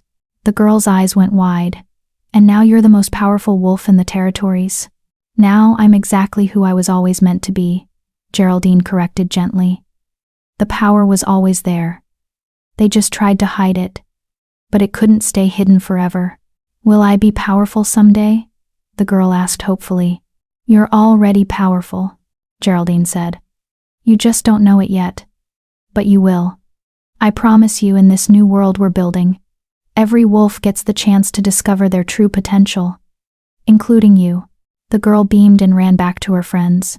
Marvin pulled Geraldine to her feet and into his arms. "You're good at this. The queen thing. I'm learning." She smiled up at him. "We both are. Together," he said, kissing her forehead. "Always together," she agreed. And as the sun set over the memorial garden, painting the sky in shades of silver and gold, Geraldine felt her wolf settle peacefully. They'd come so far. From broken Omega to Alpha Queen, from hopeless to hopeful, from victim to victor. The journey had been long and painful, but it had been worth it. Every single step. And so, dear viewers, Geraldine's journey comes to an end, from Omega Servant to Alpha Queen, from rejected to revered, from broken to unbreakable. But before you go, I have a question that I hope will stay with you. What part of yourself have you been suppressing because someone convinced you it was too much, too powerful, too threatening to those around you? Geraldine spent 10 years believing she was worthless, because that's what she was told, but the truth was always there, waiting to emerge. What truth about yourself is waiting to emerge? Drop your thoughts in the comments, I genuinely want to know. And if this story resonated with you, if it reminded you that your potential can be suppressed but never destroyed, please show your support by hitting that like button. Thank you for being here. Thank you for believing in transformation. You are more than they told you. Always have been. Always will be.